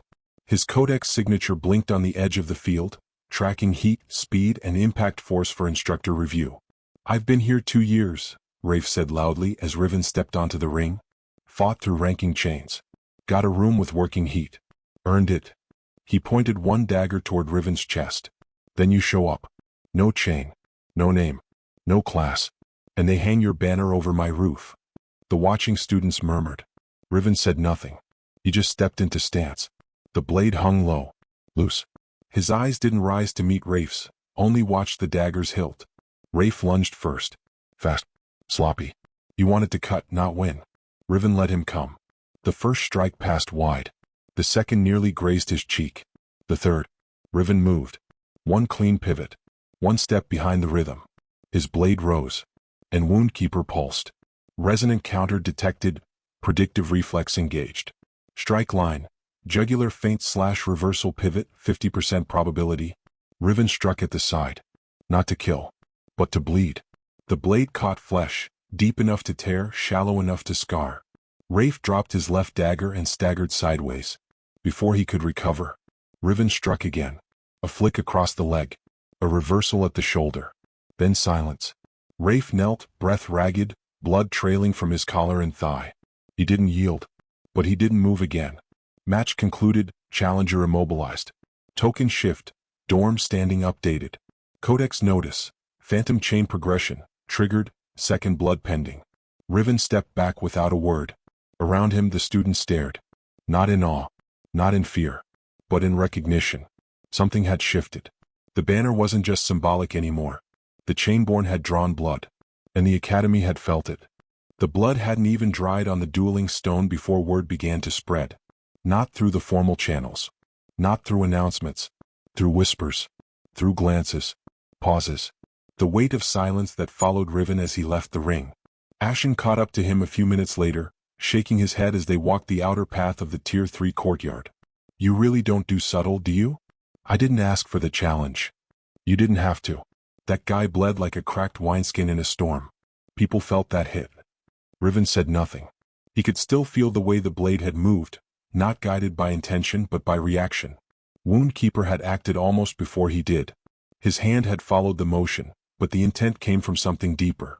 Something embedded. Something awake. Ashen continued, quieter this time. They're going to test you now. The root. The veil. The tower instructors who pretend they're just watching for talent. You drew blood under controlled codex trace. That means you're officially on the record. Riven stopped walking. The training tower loomed behind them.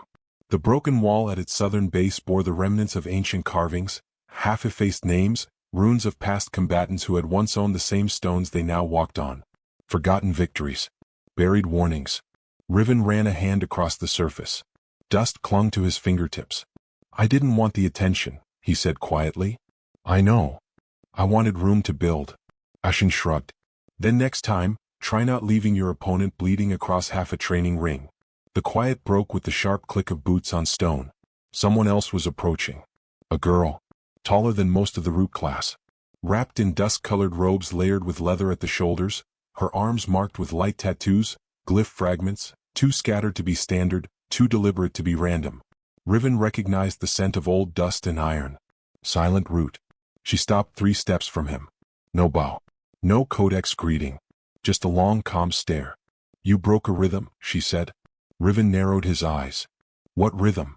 The unfavored have tears. Rules. Boundaries. Even we recognize them. You didn't just win. You cut through someone who was still playing by the system. Ashen leaned against the wall. And this is a problem? No, she said simply. It's an invitation. She reached into her coat and produced a slip of parchment, handwritten. Strange, in a world where everything passed through codex interfaces. She handed it to Riven. He unfolded it. The paper was blank. At first. Then the words slowly burned into view, written in glimmering ether script. The roots that grow in silence still break stone. Come to Archive Hollow beneath Wing D at Bell 3. Bring the scar. Come alone. The glyph at the bottom wasn't signed. But Riven recognized the stylized fong curling through the ink. Not the spiral fong. Another version. Cracked. Like it had been broken and rebuilt. When he looked up, the girl was already gone. Later that evening, Riven stood alone on the northern overlook near the courtyard wall, eyes scanning the torchlit spires of the main tower. The spiral banner still hung over Tier 3, its edges tattered by wind. Ashen returned with 2 steaming cups and passed one over. If I'm going to get dragged into shadow conspiracies, I at least want decent tea. Riven sipped. It was bitter. Strong. Someone's watching me from the veil, he said. Ashen nodded slowly. Yeah. I noticed. Top of the observation tower, east wall. They're using a refractor spell but not a great one. I caught the glyph trace when they shifted positions. Same watcher as yesterday. They're not hiding well. They don't want to. Riven exhaled, gaze still distant. The root sends riddles. The veil sends eyes. The instructors say nothing. Ashen took another drink. This place never cared about fairness. It only cares about control. And what do they want to control in me? Ashen looked sideways at him. Not you. What comes after you? They're not studying your strength, Riven. They're studying your pattern. Riven didn't answer. Because deep down he knew Ashen was right. This wasn't about a duel anymore. It wasn't about Tier 3 or the unfavored or even the chain. It was about what happened when someone didn't follow the rules and still survived. It was about the threat that posed. That night, as the bells echoed softly across the academy grounds, Riven returned to his room. He unrolled the parchment again. The writing had changed. Just 4 new words. We saw the cut. The blade lay beside his bed, silent. But his codex flared one last time before sleep claimed him. Codex update, Phantom Chain Link 2 trigger set. Second blood registered, faction attention threshold breached. Not every mark is meant to brand. Some are warnings. Trial chain activation, imminent. The door to Archive Hollow opened with a sound like breath catching in a throat. It wasn't hidden. Not exactly. Just forgotten. Buried beneath the west wing of Dorm Block D, where the stone steps had cracked and no instructor bothered to patrol anymore. A half-collapsed study wing, once reserved for unfavored research cycles. Now nothing but damp air, mold-stained walls, and long stretches of silence. Riven passed the threshold alone. The message had told him to come without company. Ashen had offered, of course. But Riven had shaken his head. Not this time. He moved through the corridor by instinct. The stone here was older. Etched with glyphs that had never been cleaned. Some of the runes weren't even academy standard. Regional sigils. Forgotten provinces. The kind of language that was used when roots grew without permission. At the far end of the hall, a single torch glowed with a dull green flame. There, standing just beyond the light, was a boy. Not tall, but solid. Black cloak, close-cut hair. Sleeves rolled to the elbow, revealing pale forearms banded with faint violet bruising, like someone who sparred without gear because they wanted the pain. His eyes were pale gray. Not empty, just distant. He turned as Riven approached and gave a small nod. "You're the one they marked." Riven didn't speak yet. The boy stepped closer. "I'm Tariq Nair," he said. "Dorm Edge. Classless. Reclassified Echo Tier." Riven frowned slightly. "You fell?" "No," Tariq said. "I refused." A long pause stretched between them. Then Tariq tilted his head, studying Riven's blade. "I've seen that chain before." "You've seen Phantom Chain?" "No. But something like it. There was a girl last year. Tall. Burned through 3 instructors in 3 weeks. Same blade type. Same codex distortion. Everyone thought she was rising too fast." Riven's voice was quiet. "What happened to her?" Tariq shrugged. "She vanished during Trial Link 4. Another pause. "You plan on lasting longer?" Riven's fingers flexed at his side. "I plan on seeing what's at the end." Tariq smiled for the first time. Not warm, but curious. "Good," he said. "I want to see how far yours can go." He turned and walked toward the far wall, where a cracked sparring circle was drawn into the stone, worn smooth by time but still usable. "You'll need a rival," Tariq called without turning around. "Not someone trying to break you. Just someone to remind you that the edge is real." He stepped into the ring. "I'll be that for you." Riven didn't step forward. Not yet. But the chain pulsed in his codex. And for the first time the message felt different. Not a warning. Not a burden. But a call. Codex thread updated. Phantom Chain recognizes rivalry node. Tariq Nair, registered as observer rival. Not every challenge seeks your failure. Some exist to shape your edge. Rival trait thread unlocked. Mirrored pressure sync. Training alongside designated rival increases trait activation speed by 12%. Warning, mutual evolution path active. Rival strength will increase with yours. The forge wasn't on any map. Not on the official codex thread. Not on the architectural overlays of Tier 3.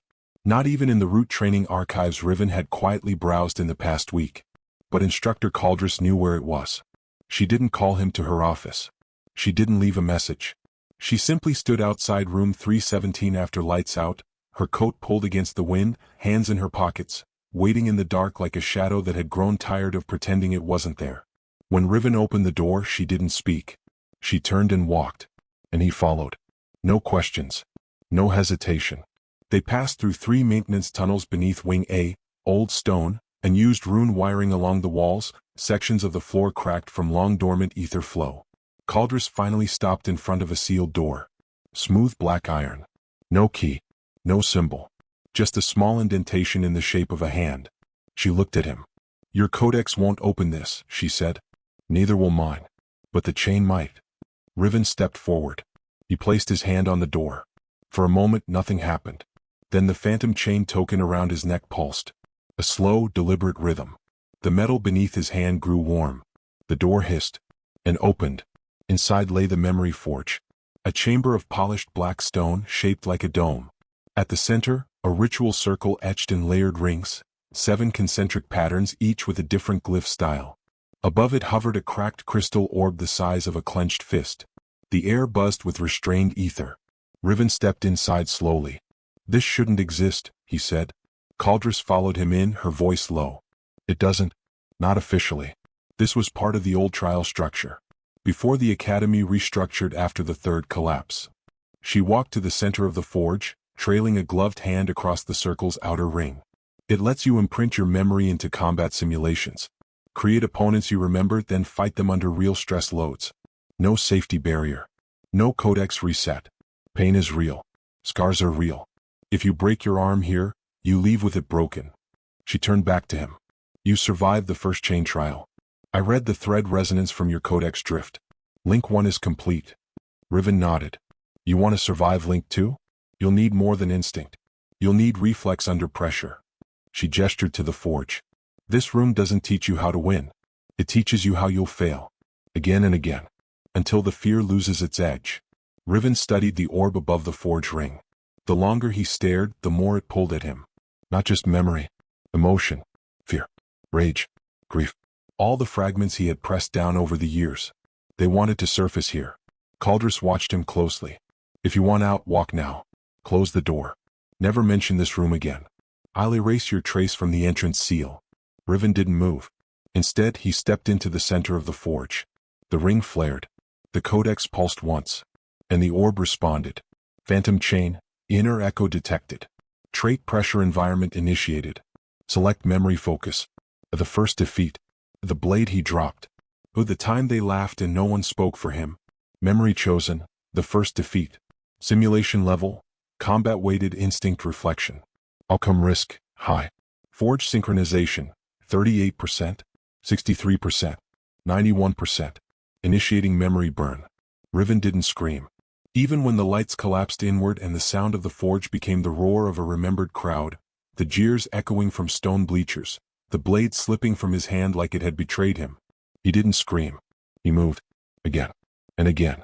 The figure that beat him, that boy with the noble crest and the polished sword who'd knocked him down in front of the instructor's platform and smirked while others looked away. He returned, strike after strike. But this time Riven learned. Each failure he watched closer. Each blow he shortened the time between reaction and return. Until he didn't fall. Until he stood longer than the memory allowed. The simulation shuddered. The echo fractured. The forge dimmed. And Riven stepped out of the circle, breathing hard, body damp with sweat, eyes clearer than before. Caldrus offered him a towel. She didn't ask what memory he'd chosen. She just said, "You'll need to come here again.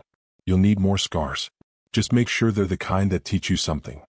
Codex trait update, ghost step, refinement unlocked. Shadow afterimage now creates a flicker delay in opponent's aim tracking. Dodge windows widened by 0.3s under pressure. New trait unlocked, phantom chain, inheritance of the hollow, passive. You learn fastest through pain. Trait gains from failed trials are doubled. Night returned differently this time. It didn't creep. It waited. The stars overhead were cold and clear, suspended in a windless sky. The air hung still across the academy like something paused the world, holding it in place, just long enough for the codex to open its eye again. Riven lay in bed, his breathing slow. Come. The blade rested beside him on the sheets, unmoving, unassuming.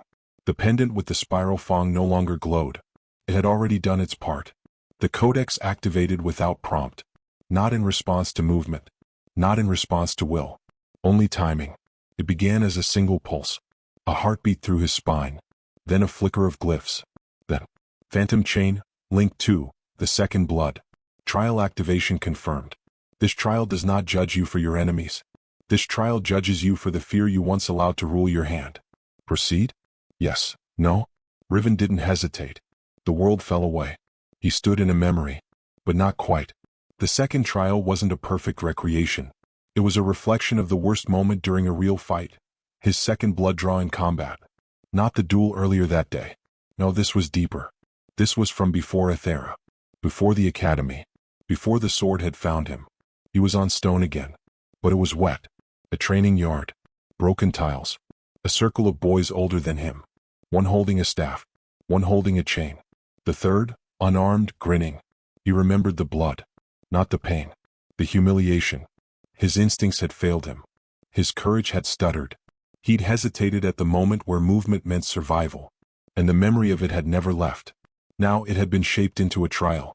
Codex notice. Trial opponent constructed from deep memory echo.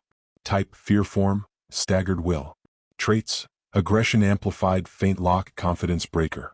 Win condition, regain momentum and land a strike while pressured. Failure result, trait line disruption. Ghost step will stall permanently. The fear form appeared from across the courtyard. It looked like the boy who had beaten him down that day, but larger. Exaggerated. Wearing no crest, only the shape of violence itself. Its body flickered, its limbs too long in shadow, its eyes white and wide with laughter. Riven didn't draw it first. He let the form come. Let it jeer. Let it say all the things he remembered hearing even if the trial didn't use words. Too slow. Too soft. Don't bother. You're not meant for the blade. The form lunged. And Riven moved. Ghost step triggered. But lagged. Caught. Not a full failure but a staggered image. The codex flashed. Instinct inversion detected. Mental hesitation interference. Pressure adaptation, incomplete. The fear form struck again, staff slamming downward. Riven blocked, but the impact shook his grip. And the voice returned, not aloud but within. You don't deserve to carry that sword. You only survived because no one cared enough to finish you. Riven growled through gritted teeth and rolled, blade sliding into his hand. Not elegant. Just desperate. He came up slashing. Missed. The fear form laughed. But the sound cracked. Because something else rose behind it. A second rhythm. A different voice. One buried deep in the Codex's newly awakened trait line. Pain is a lens. Not a cage. Use it. Riven stood again. This time he didn't try to dodge. He stepped into the strike. The staff hit his side. Pain flared. But he absorbed it. The phantom chain flared red for the first time. The blade answered. He pivoted through the pain and cut across the fear form's midsection. Not lethal. Intentional. Because this wasn't about dominance. It was about reclaiming the moment he gave away long ago. The moment he chose fear instead of pressure. The fear form split. Light and shadow peeled away like torn fabric. And Riven stood alone. His hand trembled. But not from weakness. From recognition. The trial had seen him. And let him pass. Trial completed. Link 2, the second blood. Trait unlocked. Echo reflex, counterstrike memory loop. The first time you are struck by a familiar weapon in combat, your body retains that pattern. On the second clash, your blade moves before the thought arrives. Phantom chain trait level, 28%. Rival trait thread, active. Codex entry updated, your chain holds now. But it remembers the break. Riven awoke on the floor. The blade was in his hand again. Blood seeped slowly from a cut across his ribs. Small, not dangerous. But proof. The trial hadn't been metaphor. He stood slowly. Looked out the window. Above Tier 3 the spiral Fang banner still fluttered. But this time, another hung beside it. White chain. Crimson thread. The chainborn mark. It had been seen. And the Academy would not ignore him much longer. Chapter complete. Trials of positioning. Phantom chain progression. 2 of 7 links. Traits acquired. Woundkeeper. Echo reflex. Inheritance of the Hollow, passive. Rival active, Tariq Nair. Faction attention level, elevated. Forge access, ongoing.